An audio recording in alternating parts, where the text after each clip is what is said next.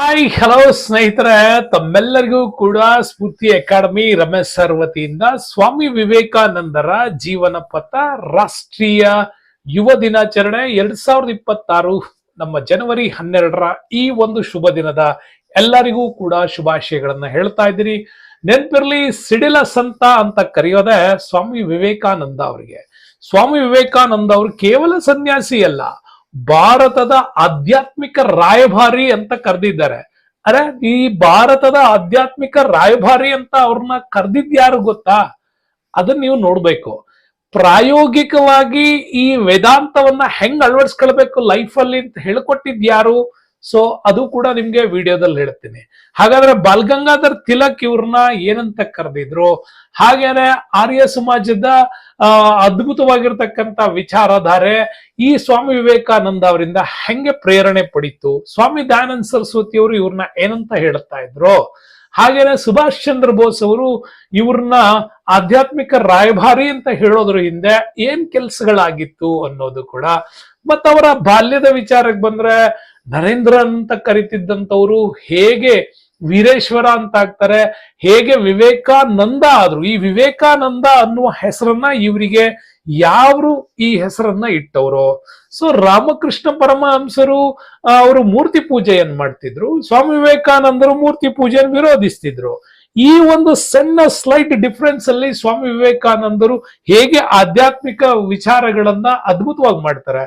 ಹಾಗಾದ್ರೆ ಬೆಂಗಳೂರಲ್ಲಿ IISc Indian institute of science, ಹಾಗೇನೆ ಟಿಸ್ಕೋ ಅಂತ ಕರಿತೀವಿ, Tata iron and steel company, ಇವುಗಳು ಹೆಂಗೆ ಸ್ಥಾಪನೆ ಆಯ್ತು, ಈ ಎಲ್ಲ ವಿಚಾರಗಳ ಹಿಂದಿನ ಅದ್ಭುತವಾಗಿರ್ತಕ್ಕಂಥ ಆಧ್ಯಾತ್ಮಿಕ ರಾಷ್ಟ್ರವಾದ ಚಿಂತನೆಯನ್ನು ಕೊಟ್ಟವ್ರೆ ಸ್ವಾಮಿ ವಿವೇಕಾನಂದರು. ಒಂದ್ ಕಡೆ ಹೇಳ್ತಾರೆ, ನೀವು ವಿವೇಕಾನಂದ ಅವ್ರನ್ನ ಓದದೇ ಇದ್ರೆ ಈ ಭಾರತ ದೇಶದಲ್ಲಿ ಹುಟ್ಟಿದ್ರೂ ಕೂಡ ನಿಮ್ಮ ಜನ್ಮ ವೇಸ್ಟ್ ಆದೀತು. ಹಾಗಾಗಿ ದಯವಿಟ್ಟು ಈ ದೇಶದ ಮಣ್ಣಲ್ಲಿ ಹುಟ್ಟಿದ್ದೀರಾ ಅಂದ್ರೆ ಸ್ವಾಮಿ ವಿವೇಕಾನಂದರ ಜೀವನ ವಿಚಾರಗಳನ್ನ ತಿಳ್ಕೊಳ್ಳಿ. ಅವರ ಕಾಯಕವೇ ಕೈಲಾಸ ಅಂತ ಹೇಳೋ ಬಸವಣ್ಣವರ ವಾದವನ್ನ ಹೆಂಗೆ ಉತ್ತರ ಭಾರತದಲ್ಲೂ ಕೂಡ ಶ್ರಮಾಧಾರಿತವಾದಂತಹ ರಾಷ್ಟ್ರೀಯವಾದಕ್ಕೆ, ಧಾರ್ಮಿಕ ರಾಷ್ಟ್ರೀಯವಾದಕ್ಕೆ ಹೆಂಗೆ ಅವರು ಪ್ರೇರಣೆ ಕೊಟ್ರು, ಧರ್ಮ ಎನ್ನುವುದು ಈ ದೇಶದ ರಾಷ್ಟ್ರೀಯತೆ ಹೆಂಗ್ ಪ್ರೇರಣೆ ಆಗ್ಬೋದು ಅನ್ನೋದನ್ನ ಬಹಳ ಅದ್ಭುತವಾಗಿ ಹೇಳಿಕೊಟ್ಟವರು ಸ್ವಾಮಿ ವಿವೇಕಾನಂದ ಅವರು. ಹಂಗಾಗಿ ಸ್ನೇಹಿತರೆ, ಸ್ವಾಮಿ ವಿವೇಕಾನಂದ ಅವ್ರನ್ನ ಕುರಿತಾದಂತ 55 ಪ್ರಶ್ನೆಗಳ ನಾನು ಹೇಳ್ತಾ ಇದ್ದೀನಿ. ಪ್ರಶ್ನೆಗಳು ಈಗ ಆಲ್ರೆಡಿ ನಮ್ಮ ಇವ್ರ ಬಗ್ಗೆ ಕೇಳಿರ್ತಕ್ಕಂಥ ಎಲ್ಲ ಪ್ರಶ್ನೆಗಳು ನಮ್ಮ ಕೇಂದ್ರ ಸರ್ಕಾರದ ಪರೀಕ್ಷೆಗಳಲ್ಲೂ, ರಾಜ್ಯ ಸರ್ಕಾರದ ಪರೀಕ್ಷೆಗಳು ಅಂದ್ರೆ IAS SSC ನಲ್ಲಿ, ಹಾಗೇನೆ ನಮ್ಗೆ ITBP ನಲ್ಲಿ ಕೇಳಿರ್ತಕ್ಕಂಥದ್ದು, ಬ್ಯಾಂಕಿಂಗ್ ಎಕ್ಸಾಮ್ಸ್ ಗಳಲ್ಲಿ, ಮತ್ತು ಕರ್ನಾಟಕದ FDA SDA PC PSI KS ನಂತ ಹುದ್ದೆಗಳಲ್ಲಿ ಕೇಳಿರ್ತಕ್ಕಂಥ ಎಲ್ಲ ವಿವೇಕಾನಂದರ ಪ್ರಶ್ನೆಗಳ 55 ಪ್ರಶ್ನೆಗಳು, ಒಂದಿಷ್ಟು ರಿಸರ್ಚಬಲ್ ಕ್ವಶನ್ಸ್ ಗಳನ್ನು ಕೂಡ ನಿಮ್ಗೆ ಈ ಒಂದು ವಿಡಿಯೋದಲ್ಲಿ ಕೊಟ್ಟಿದ್ದೀನಿ. ವಿಡಿಯೋನ ಬಹಳ ಲೆಂತ್ ಆಗಿದ್ರು ಕೂಡ ಕೂಲಾಗಿ ಕುತ್ಕೊಂಡು ನೋಡಿದ್ರೆ ವಿವೇಕಾನಂದರ ಸಮಗ್ರ ಅಧ್ಯಯನ ನಿಮ್ಗೆ ಸಿಗುತ್ತೆ. ಇದನ್ನು ಕೇವಲ ನೀವು ಪರೀಕ್ಷಾ ದೃಷ್ಟಿ ಅಷ್ಟೇ ಅಲ್ಲ, ಲೈಫ್ ಸ್ಕಿಲ್ ನ ಎನ್ರಿಚ್ ಮಾಡೋದಕ್ಕಾಗಿನೇ. ಯಾಕೆಂದ್ರೆ ಇವರ 3 ಗೋಲ್ಡನ್ ರೂಲ್ಸ್ ಗಳನ್ನ ಕೂಡ ಹೇಳಿದ್ದೀನಿ. ಹೆಂಗೆ ಸಕ್ಸಸ್ ಆಗ್ಬೇಕು, ಶ್ರಮ ಅನ್ನೋದು ಹೆಂಗಿದ್ರೆ ಏಳಿ ಎದ್ದೇಳಿ ಗುರಿ ಮುಟ್ಟುವ ತನಕ ನಿಲ್ಲದಿರಿ ಅನ್ನೋದು ಯಾವ ಉಪನಿಷತ್ತನ್ನ ಇವ್ರ ಮೇಲೆ ಪ್ರಭಾವ ಬೀರಿತು. ಹರ್ಬರ್ಟ್ ಸ್ಪೆನ್ಸರ್ ಅವರ ಪ್ರಭಾವದಿಂದ ವಿವೇಕಾನಂದರು ಹೆಂಗ್ ಪರಿವರ್ತನೆಗೊಂಡ್ರು, ಮ್ಯಾಕ್ಸ್ ಮುಲ್ಲರ್ ಅವರ ಜರ್ಮನ್ ಭಾಷಾಶಾಸ್ತ್ರಜ್ಞ ಇವ್ರನ್ನ ಭೇಟಿಯಾಗಿದ್ಯಾಕೆ, ಇಂಥ ಅದ್ಭುತವಾದಂತ ಸ್ಟೋರಿಗಳನ್ನ ನಾನು ಇದರಲ್ಲಿ ಹೇಳಿದ್ದೀನಿ. ಸ್ನೇಹಿತರೆ, ವಿಡಿಯೋನ ಕೊನೆ ತನಕ ನೋಡಿದ್ರೆ ಅದ್ಭುತವಾದ ವಿಚಾರಗಳು ಸಿಗ್ತದೆ. ಬನ್ನಿ, ಇವತ್ತಿನ ವಿಡಿಯೋದಲ್ಲಿ 55 ಪ್ರಶ್ನೆಗಳ ಜೊತೆಗೆ ಸಮಗ್ರ ಇತಿಹಾಸವನ್ನ ನಿಮ್ಗೋಸ್ಕರ ಅರ್ಪಿಸ್ತಾ ಇದ್ದೀನಿ. ಬನ್ನಿ ಪ್ರಶ್ನೆ ನೋಡೋಣ. ತಮ್ಗೆಲ್ಲ ಗೊತ್ತಿರೋ ಹಾಗೆ ರಾಷ್ಟ್ರೀಯ ಯುವ ದಿನ 2026 ನ ಸ್ವಾಮಿ ವಿವೇಕಾನಂದರ ಜೀವನ ಪಥ ನಿಮ್ಗೆಲ್ಲ ಹೇಳ್ತಾ ಇದ್ದೀನಿ. ಸಿಡಿಲ ಸಂತ ಸ್ವಾಮಿ ವಿವೇಕಾನಂದರ ಜೀವನ ಕುರಿತಂತ 50 ಪ್ರಶ್ನೋತ್ತರಗಳನ್ನ ನಿಮ್ಗೋಸ್ಕರ ತಂದಿದ್ದೇನೆ. ಪ್ರಶ್ನೋತ್ತರಗಳು ತುಂಬಾನೇ ಇಂಪಾರ್ಟೆಂಟ್ ಆಗಿರ್ತವೆ. ನಿಮ್ಮ ಮುಂಬರ್ತಕ್ಕಂಥ ಪರೀಕ್ಷೆಗಳಾಗ್ಲಿ ಅಥವಾ ಜೀವನ ಪಥಕ್ಕಾಗ್ಲಿ ಕೂಡ ಇವು ಉತ್ತಮವಾಗಿರ್ತಕ್ಕಂಥ ಉದಾಹರಣೆಗಳು ಅಂತ ಹೇಳ್ತಾ ಇದ್ದೀನಿ. ಕಾಣ್ತಾ ಇರೋ QR ಕೋಡ್ ನ ಸ್ಕ್ಯಾನ್ ಮಾಡೋದನ್ನು ಮರಿಬೇಡಿ. ಚಾನಲ್ ನ ಸಬ್ಸ್ಕ್ರೈಬ್ ಮಾಡ್ಕೊಳ್ಳಿ, ಹಾಗೆ ನಿಮ್ಮ ಸ್ನೇಹಿತರಿಗೂ ಕೂಡ ಪರಿಚಯಿಸಿ. ಬನ್ನಿ, ನಿಮ್ಮ ಮುಂದೆ ಪ್ರಶ್ನೆ 1 ಈ ರೀತಿ ಇದೆ ನೋಡಿ. ಪ್ರಶ್ನೆಗಳನ್ನ ಉತ್ತರಿಸೋದಕ್ಕೆ ನಿಮ್ಮನ್ನು ನೀವು ಒಂದ್ಸಾರಿ ಇವ್ಯಾಲ್ಯುವೇಟ್ ಮಾಡ್ಕೊಂಡಂಗೂ ಆಗುತ್ತೆ. ನೋಡಿ, ಪ್ರಶ್ನೆ 1 ಇದೆ, ನರೇಂದ್ರನಾಥ ದತ್ತ ಎಂಬುದು ಯಾರ ಮೊದಲ ಹೆಸರಾಗಿತ್ತು ಅಂತ. ಶ್ರೀ ಅರವಿಂದರು, ರಾಮಕೃಷ್ಣ ಪರಮಹಂಸರು, ಸ್ವಾಮಿ ವಿವೇಕಾನಂದರು, ಶ್ರೀ ದಯಾನಂದ ಸರಸ್ವತಿ ಅವರು. ನಿಮ್ಗೆಲ್ಲ ಗೊತ್ತಿದೆ, ರಾಮಕೃಷ್ಣ ಪರಮಹಂಸರು ಸ್ವಾಮಿ ವಿವೇಕಾನಂದರ ಗುರುಗಳಾಗಿದ್ದವರು. ದಯಾನಂದ ಸರಸ್ವತಿಯವರು ನಿಮ್ಗೆಲ್ಲ ಗೊತ್ತಿರೋ ಹಾಗೆ ಆರ್ಯ ಸಮಾಜದ ಪ್ರವರ್ತಕರು ಕೂಡ ಹೌದು. ಉತ್ತರ ಏನಿದೆ ಯೋಚನೆ ಮಾಡಿದಿರಿ ಅಂತ ಕಾಣಿಸುತ್ತೆ. ಆಲ್ರೆಡಿ ನಿಮ್ಮ ಯೋಚನೆ ಮುಗಿದಿದ್ರೆ ಈಗ ಉತ್ತರ ನೋಡೋಣ. ಉತ್ತರ ಸ್ವಾಮಿ ವಿವೇಕಾನಂದರು. ನರೇಂದ್ರನಾಥ ದತ್ತ ಅವರ ಎಂಬುದು ಇವರ ಮೊದಲ ಹೆಸರು ಆಗಿತ್ತು ಅನ್ನೋದು ನಿಮಗೆ ಗೊತ್ತಿರಲಿ. ಸೊ ಪ್ರಶ್ನೆ 2 ಈ ರೀತಿ ಇದೆ ನೋಡಿ. ಸ್ವಾಮಿ ವಿವೇಕಾನಂದರು ಜನಿಸಿದ ವರ್ಷ ಯಾವುದು? ಯಾವ ವರ್ಷ ಜನಿಸಿದ್ರು ನೋಡಿ. ಎ ಆಪ್ಷನ್ ಅಲ್ಲಿ ನಿಮ್ಗೆ 1861 ಜನವರಿ 12 ಇದೆ, 1863 ಜನವರಿ 12 ಇದೆ, 1865 ಜನವರಿ 30 ಇದೆ, 1870 ಜನವರಿ 14 ಇದೆ. ನೆನ್ಪಿಟ್ಕೊಳ್ಳಿ, ಸ್ವಾಮಿ ವಿವೇಕಾನಂದರು ಜನಿಸಿದ ವರ್ಷ. ಇವ್ ಡೇಟ್ ಅಂತೂ ನೆನಪಿರುತ್ತೆ ನಿಮ್ಗೆ, ನ್ಯಾಷನಲ್ ಯೂತ್ ಡೇ ಮಾಡ್ತಾ ಇರೋದ್ರಿಂದಾಗಿ ಜನವರಿ 12 ಗೊತ್ತು. ಆದ್ರೆ 1861 ಅಥವಾ 1863 ಅನ್ನೋದನ್ನ ಯೋಚನೆ ಮಾಡಬೇಕು. ಜನವರಿ 30 ನಿಮ್ಗೆಲ್ಲ ಗೊತ್ತಿದೆ.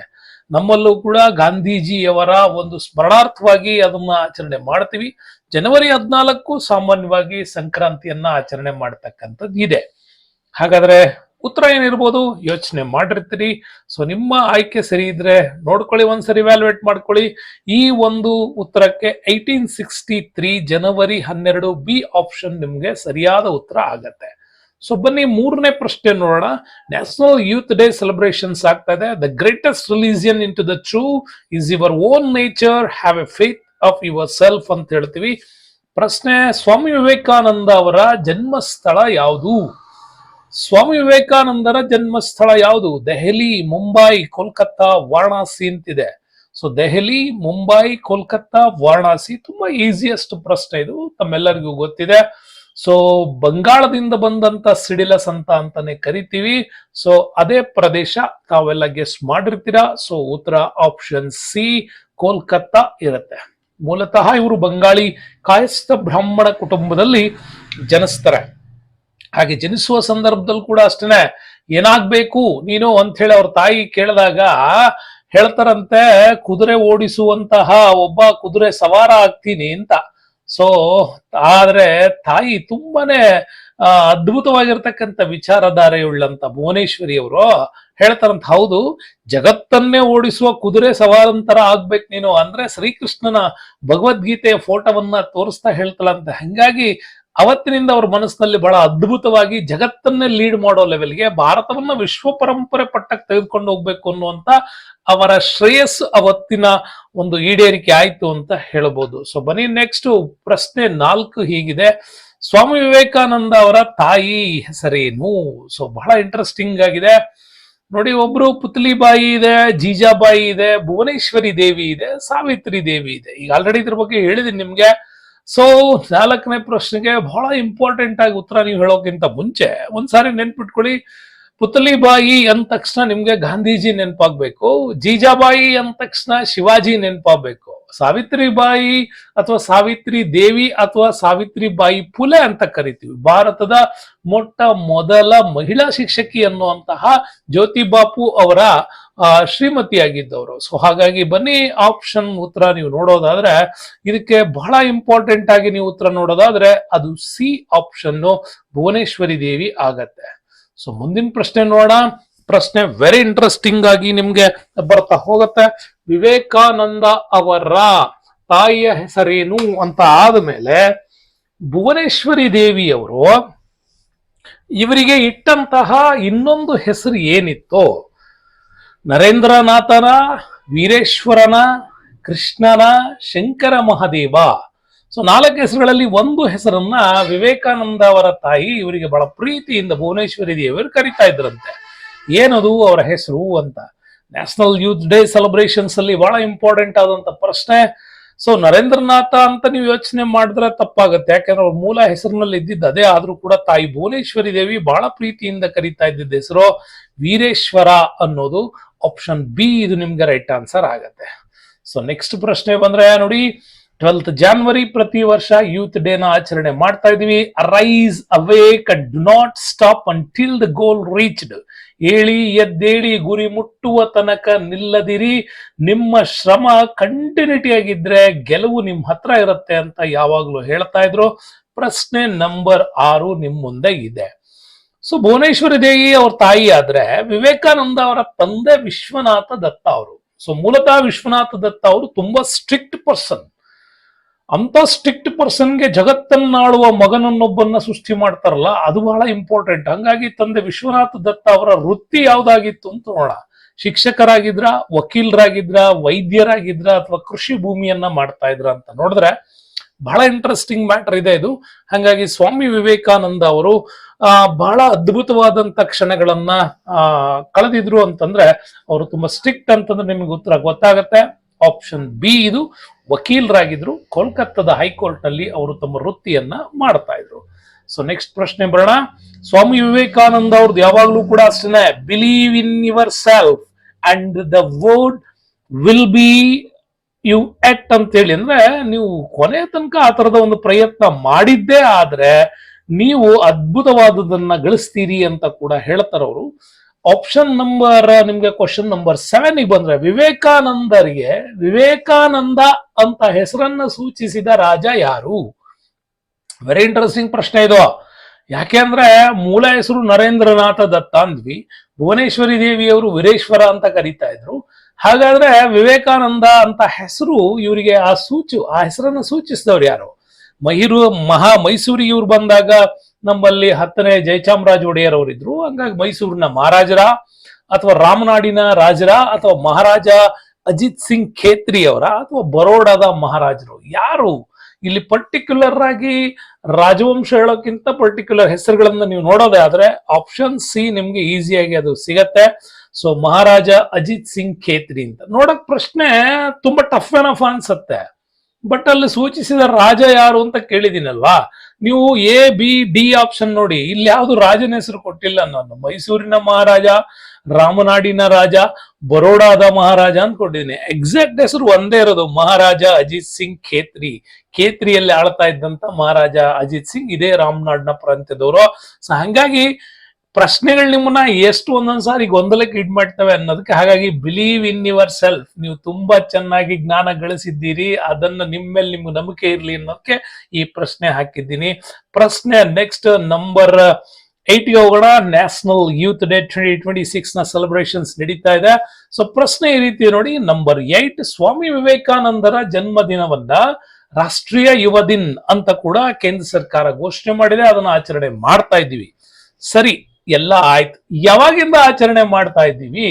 ಅದಕ್ಕಿಂತ ಮುಂಚೆ ಇಲ್ಲಿ ಪ್ರಶ್ನೆ ಇರೋದು, ಯಾವಾಗಿಂದ ಆಚರಣೆ, ಯಾವ ವರ್ಷದಿಂದ ಇದನ್ನ ನ್ಯಾಷನಲ್ ಡೇ ಮಾಡಿದ್ರು ಅಂತ ಘೋಷಣೆ ಆಗಿದ್ ಯಾವ ವರ್ಷ, ಆಚರಣೆ ಮಾಡಿದ್ ಯಾವ ವರ್ಷ? ಘೋಷಣೆ 1 ವರ್ಷ ಆಗುತ್ತೆ, ಅದ್ರ ನೆಕ್ಸ್ಟ್ ಇಯರ್ ಆಚರಣೆ ಮಾಡ್ತಾರೆ. ನಮ್ಗೆಲ್ಲಿ ಪ್ರಶ್ನೆ ಕೇಳಿದ್ರು, ಸರ್ಕಾರ ಘೋಷಿಸಿದ ವರ್ಷ ಯಾವುದು?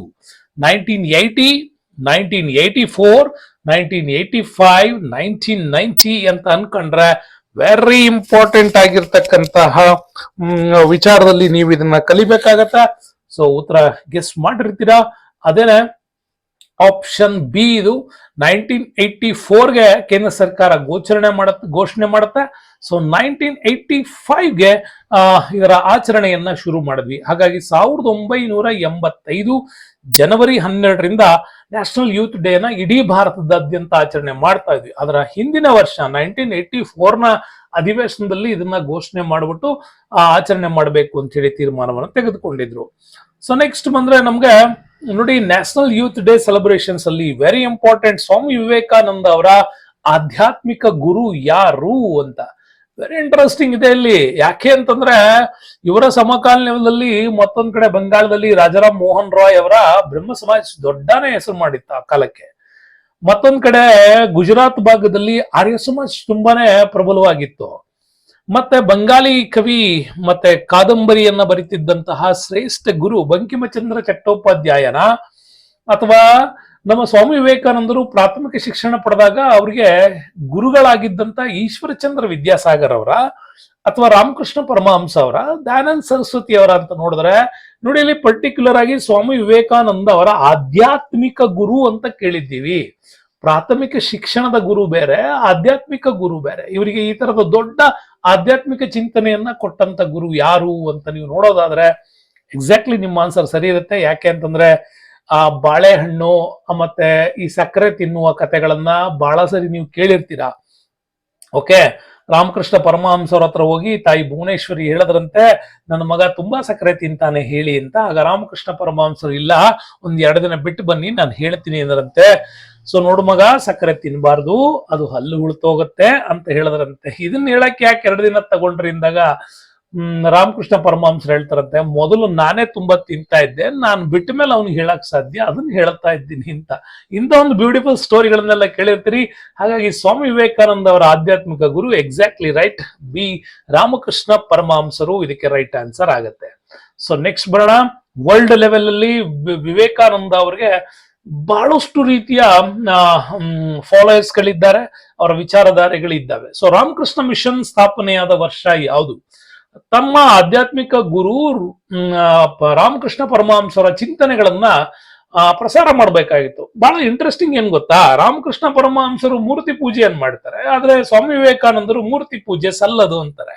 ಎಂಟೈರ್ಲಿ ಕೆಲವು ವಿಚಾರಗಳಲ್ಲಿ ಪರಮಹಂಸರಿಗೂ ಇವ್ರಿಗೂ ವಿರುದ್ಧ ಇದೆ, ಆದ್ರೆ ಚಿಂತನೆಗಳಲ್ಲಿ ಮಾತ್ರ ಒಂದೇ ರೀತಿಯ ಆದರ್ಶ ಇತ್ತು. ಹಂಗಾಗಿ ರಾಮಕೃಷ್ಣ ಮಿಷನ್ ಸ್ಥಾಪನೆ ಆಗಿದ್ ಯಾವಾಗ? 1895, 1896, 97, 98. ಈ 4 ವರ್ಷ ವೆರಿ ಇಂಪಾರ್ಟೆಂಟ್ ಆಗಿತ್ತು ರಾಮಕೃಷ್ಣ ಪರಮಹಂಸರ ವಿಚಾರಧಾರೆಗಳಿಗಾಗಿ. 1897 ಮೇ 1ನೇ ತಾರೀಕು ಬೇಲೂರು ಮಠದ ಬಳಿ ಈ ರಾಮಕೃಷ್ಣ ಮಿಷನ್ ಅನ್ನ ಸ್ಥಾಪನೆ ಮಾಡಿ ತಮ್ಮ ಆಧ್ಯಾತ್ಮಿಕ ಗುರುಗಳ ಆಧ್ಯಾತ್ಮಿಕ ಶಿಕ್ಷಣವನ್ನ ಎಲ್ಲರಿಗೂ ಇವರು ಪ್ರಸಾರ ಮಾಡ್ತಾರೆ. ಸೊ ಬನ್ನಿ, ನ್ಯಾಷನಲ್ ಯೂತ್ ಡೇ ಸೆಲೆಬ್ರೇಷನ್ಸ್ ಅಲ್ಲಿ ನೆಕ್ಸ್ಟ್ ಪ್ರಶ್ನೆ. ರಾಮಕೃಷ್ಣ ಮಠದ ಪ್ರಧಾನ ಕಚೇರಿಯಾದಂತ ಬೇಲೂರು ಮಠ ಯಾವ ನದಿಯ ದಂಡೆಯ ಮೇಲಿದೆ? ನೆನ್ಪಿಟ್ಕೊಳ್ಳಿ, ಈ ಒಂದು ಬೇಲೂರು ಮಠ ಬರ್ತಕ್ಕಂಥದ್ದು ಯಾವ ನದಿಯ ದಂಡೆಯ ಮೇಲೆ? ಗಂಗಾ ನದಿ, ಯಮುನಾ ನದಿ, ದಾಮೋದರ, ಹುಗ್ಲಿ. ನಿಮ್ಗೆ ಕನ್ಫ್ಯೂಸ್ ಆಗ್ಬೋದು, ಗಂಗಾನ, ದಾಮೋದರನ, ಹುಗ್ಲಿನ ಅಂತಂದ್ರೆ ನೀವು ನೆನ್ಪಿಟ್ಕೋಬೇಕು ಕೋಲ್ಕತ್ತಾ ಯಾವ ನದಿಯ ದಂಡೆಯ ಮೇಲಿದೆ ಅಂತ. ನಿಮ್ಗೆ ಅದು ಸ್ವಲ್ಪ ಗೆಸ್ ಆದ್ರೆ ಇದು ಗೆಸ್ ಆಗುತ್ತೆ. ಕೋಲ್ಕತ್ತಾ ಬಂದರು, ಕೋಲ್ಕತ್ತಾ ಪ್ರದೇಶ ಯಾವ ನದಿ ದಂಡೆ ಮೇಲಿದೆ ಅಂದ್ರೆ ಎಕ್ಸಾಕ್ಟ್ಲಿ ರೈಟ್, ಅದು ಹುಗ್ಲಿ ನದಿ ದಂಡೆಯ ಮೇಲಿದೆ. ಸೊ ಅಲ್ಲೇ ಈ ಪ್ರಧಾನ ಕಚೇರಿ ಇರ್ತಕ್ಕಂಥದ್ದು ಕೂಡ ಹೌದು. ಸೊ ನೆಕ್ಸ್ಟ್ ಬೇಡ, ಮುಂದಿನ ಪ್ರಶ್ನೆ. ವಿವೇಕಾನಂದರ ಮಾತೃ ಸಮಾನರಾಗಿದ್ದ ರಾಮಕೃಷ್ಣ ಪರಮಹಂಸ ಅವರ ಪತ್ನಿಯ ಹೆಸರೇನು? ಇಲ್ಲಿ ನಾನು ನಿಮಗೆ ಕೇಳಿರ್ತಕ್ಕಂಥದ್ದು ರಾಮಕೃಷ್ಣ ಪರಮಹಂಸರ ಪತ್ನಿಯ ಹೆಸರು. ಕಸ್ತೂರಬಾ ಗಾಂಧಿ, ಜೀಜಾಬಾಯಿ, ಶಾರದಾ ದೇವಿ, ಸಾವಿತ್ರಿಬಾಯಿ ಪುಲೆ ಅಂದ್ರೆ ಎಕ್ಸಾಕ್ಟ್ಲಿ ರೈಟ್. 3 ಜನರ ಬಗ್ಗೆ ಹೇಳಿದೀನಿ ನಿಮ್ಗೆ. ಕಸ್ತೂರಬಾ ಗಾಂಧಿ ಗಾಂಧೀಜಿಯವರ ಶ್ರೀಮತಿಯಾಗಿದ್ರು. ಜೀಜಾಬಾಯಿ ಶಹಜಿ ಭೋಸ್ಲೆ ಅಂದ್ರೆ ಶಿವಾಜಿ ತಾಯಿ, ಶಹಜಿ ಭೋಸ್ಲೆ ಅವರ ಹೆಂಡತಿಯಾಗಿದ್ರು. ಶಾರದಾ ದೇವಿನೇ ಈ ನಮ್ಮ ಪ್ರಶ್ನೆಗೆ ಉತ್ತರ. ವಿವೇಕಾನಂದರ ಮಾತೃ ಸಮಾನರಾಗಿದ್ದ ರಾಮಕೃಷ್ಣ ಪರಮಹಂಸ ಅವರ ಪತ್ನಿಯ ಹೆಸರೇ ಶಾರದಾ ದೇವಿ ಅವರಾಗಿದ್ರು. ಸೊ ಹಾಗಾಗಿ ಆಪ್ಷನ್ ಸಿ ರೈಟ್ ಆಗುತ್ತೆ. ಸಾವಿತ್ರಿಬಾಯಿ ಪುಲೆ ನಿಮಗೆ ಗೊತ್ತೋ, ಜ್ಯೋತಿಬಾ ಪುಲೆ ಅವರ ಹೆಂಡತಿಯಾಗಿದ್ದವರು. ಸೊ ನೆಕ್ಸ್ಟ್ ಬರೋಣ. ನ್ಯಾಷನಲ್ ಯೂತ್ ಡೇ ಸೆಲೆಬ್ರೇಷನ್ಸ್ ಅಲ್ಲಿ ಯಾವಾಗಲೂ ನೆನ್ಪಿಟ್ಕೊಳ್ಳಿ, there is only one chance for you to be young, make the most of it ಅಂತ. ಯೌವನ ಅಥವಾ ಹೋರಾಟ ಮಾಡಬೇಕು ಅನ್ನೋದು ಬರೋದು ಒಂದೇ ಸಾರಿ, ಅದನ್ನ ನೀನು ಸಂಪೂರ್ಣವಾಗಿ ಬಳಸ್ಕೊಂಡು ಹೋರಾಟ ಮಾಡಲೇಬೇಕು. ಹಂಗಾಗಿ ಕ್ವಶನ್ ನಂಬರ್ 13, ಭಾರತದ ಆಧ್ಯಾತ್ಮಿಕ ರಾಯಭಾರಿ ಅಂತ ವಿವೇಕಾನಂದರವ್ರನ್ನ ಕರೆದವ್ರು ಯಾರು? ಓಕೆ, ಭಾರತದ ಆಧ್ಯಾತ್ಮಿಕ ರಾಯಭಾರಿ ಅಂತ ಇವ್ರನ್ನ ಯಾರು ಕರೆದ್ರು? ರವೀಂದ್ರನಾಥ್ ಟ್ಯಾಗೋರ್ ಅವ್ರು ಹೇಳಿದ್ರ, ಸುಭಾಷ್ ಚಂದ್ರ ಬೋಸ್ ಅವರ, ಮಹಾತ್ಮ ಗಾಂಧಿ ಅವ್ರು ಹೇಳಿದ್ರ, ಜವಾಹರ್ಲಾಲ್ ನೆಹರು ಅವ್ರು ಹೇಳಿದ್ರ? ಸೊ ಎಲ್ಲರೂ ಇವರಿಂದ ಇನ್ಸ್ಪಿರೇಷನ್ಸ್ ಪಡೆದಂತವ್ರೆ. ಹಂಗಾರೆ ಹೂ ಟೋಲ್ಡ್ ದಿಸ್? ಯಾರು ಹೇಳಿರ್ಬೋದು ಭಾರತದ ಆಧ್ಯಾತ್ಮಿಕ ರಾಯಭಾರಿ ಅಂತ? ರವೀಂದ್ರನಾಥ್ ಟ್ಯಾಗೋರ್, ಸುಭಾಷ್ ಚಂದ್ರ ಬೋಸ್, ಮಹಾತ್ಮ ಗಾಂಧಿ, ಜವಾಹರ್ಲಾಲ್ ನೆಹರು. 4 ಆಪ್ಷನ್ ಇದೆ, ಉತ್ತರ ಯೋಚನೆ ಮಾಡ್ತಾ ಇರ್ಬೋದು. ಈಗ ಯಾರಿರ್ಬೋದು ಅಂತ ತುಂಬಾ ಟಫ್ ನಡೀತಾ ಇದೆ ನಿಮ್ಮಲ್ಲಿ. ನನ್ಗನ್ಸತ್ತೆ ರವೀಂದ್ರನಾಥ್ ಟ್ಯಾಗೋರ್ ಅಥವಾ ಸುಭಾಷ್ ಚಂದ್ರ ಬೋಸ್ ಅಥವಾ ಮಹಾತ್ಮ ಗಾಂಧಿನ ಹಿಂಗೇನೋ ನಡೀತಾ ಇರತ್ತೆ. ಸೊ ಉತ್ತರ ಬಹಳಷ್ಟು ಕಾಯಿಸಲ್ಲ, ಉತ್ತರ ಬಿ ಸುಭಾಷ್ ಚಂದ್ರ ಬೋಸ್ ಅವರೇ ಇವ್ರನ್ನ ಭಾರತದ ಆಧ್ಯಾತ್ಮಿಕ ರಾಯಭಾರಿ ಅಂತ ಕೂಡ ಕರೆದಿದ್ರು. ಹಾಗಾಗಿ ಯಾವಾಗ್ಲೂ ನೆನ್ಪಿಟ್ಕೊಳ್ಳಿ, ರವೀಂದ್ರನಾಥ್ ಟ್ಯಾಗೋರ್ ಅವರು ನನ್ಗಿಷ್ಟವಾಗೋ ಒಂದು ಕೋಟ್ ಇದು ನಿಮ್ ಮುಂದೆ ಹಂಚ್ಕೊಳ್ತಾ ಇದ್ದೀನಿ. ನಿಮ್ಗೆ ನಿಜವಾಗ್ಲೂ ಭಾರತದ ಬಗ್ಗೆ ತಿಳ್ಕೋಬೇಕು ಅಂತ ಅನ್ಸಿದ್ರೆ, ನಿಜವಾಗ್ಲೂ ಈ ದೇಶದ ಮಣ್ಣಿನ ಗುಣದ ಬಗ್ಗೆ ತಿಳ್ಕೋಬೇಕು ಅಂತಂದ್ರೆ, ಈ ದೇಶದ ಕಣ ಕಣದಲ್ಲೂ ಭಾರತೀಯತೆ ಬಗ್ಗೆ ನೀವು ತಿಳ್ಕೋಬೇಕು ಅಂತ ಅನ್ಸಿದ್ರೆ, ದಯವಿಟ್ಟು ವಿವೇಕಾನಂದ ಅವ್ರ ಬಗ್ಗೆ ಓದಿರಿ ಮತ್ತೆ ತಿಳಿಯಿರಿ ಅಂತ ಇದು ನಾನು ಹೇಳ್ತಾ ಇರೋದಲ್ಲ, ರವೀಂದ್ರನಾಥ್ ಟ್ಯಾಗೋರ್ ಅವರೇ ಆ ಕಾಲಕ್ಕೆ ಹೇಳ್ಬಿಟ್ಟಿದ್ದಾರೆ. ಇಂಡಿಯಾದ, ಹಾಗಾಗಿ ಭಾರತದ ಆಧ್ಯಾತ್ಮಿಕ ರಾಯಭಾರಿ ಅಂತ ಕರೆಯೋದೇ ಅವರ ಆ ಉದ್ದೇಶಕ್ಕಾಗಿ.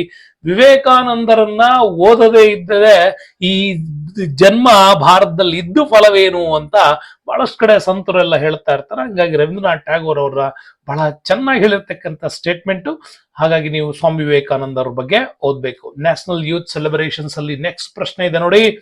ವಿವೇಕಾನಂದರು ರಾಮಕೃಷ್ಣ ಮಿಷನ್ ಅನ್ನು ಎಲ್ಲಿ ಸ್ಥಾಪನೆ ಮಾಡಿದ್ರು ಅಂತ. ದಕ್ಷಿಣೇಶ್ವರ, ಬೇಲೂರು, ವಾರಣಾಸಿ, ಭಾರಾನಗರ್ ಅಂತ ಬಂದ್ರೆ ಆಲ್ರೆಡಿ ನಿಮ್ಗೆ ಹೇಳಿರೋದ್ರಿಂದ ಸೊ ಬೇಲೂರು ಕೋಲ್ಕತ್ತಾ ಹತ್ರ ಬರುತ್ತೆ. ಸೊ ನೆಕ್ಸ್ಟ್ ಬರೋಣ ಮುಂದಿನ ಪ್ರಶ್ನೆ, ಕ್ವಶನ್ ನಂಬರ್ 15.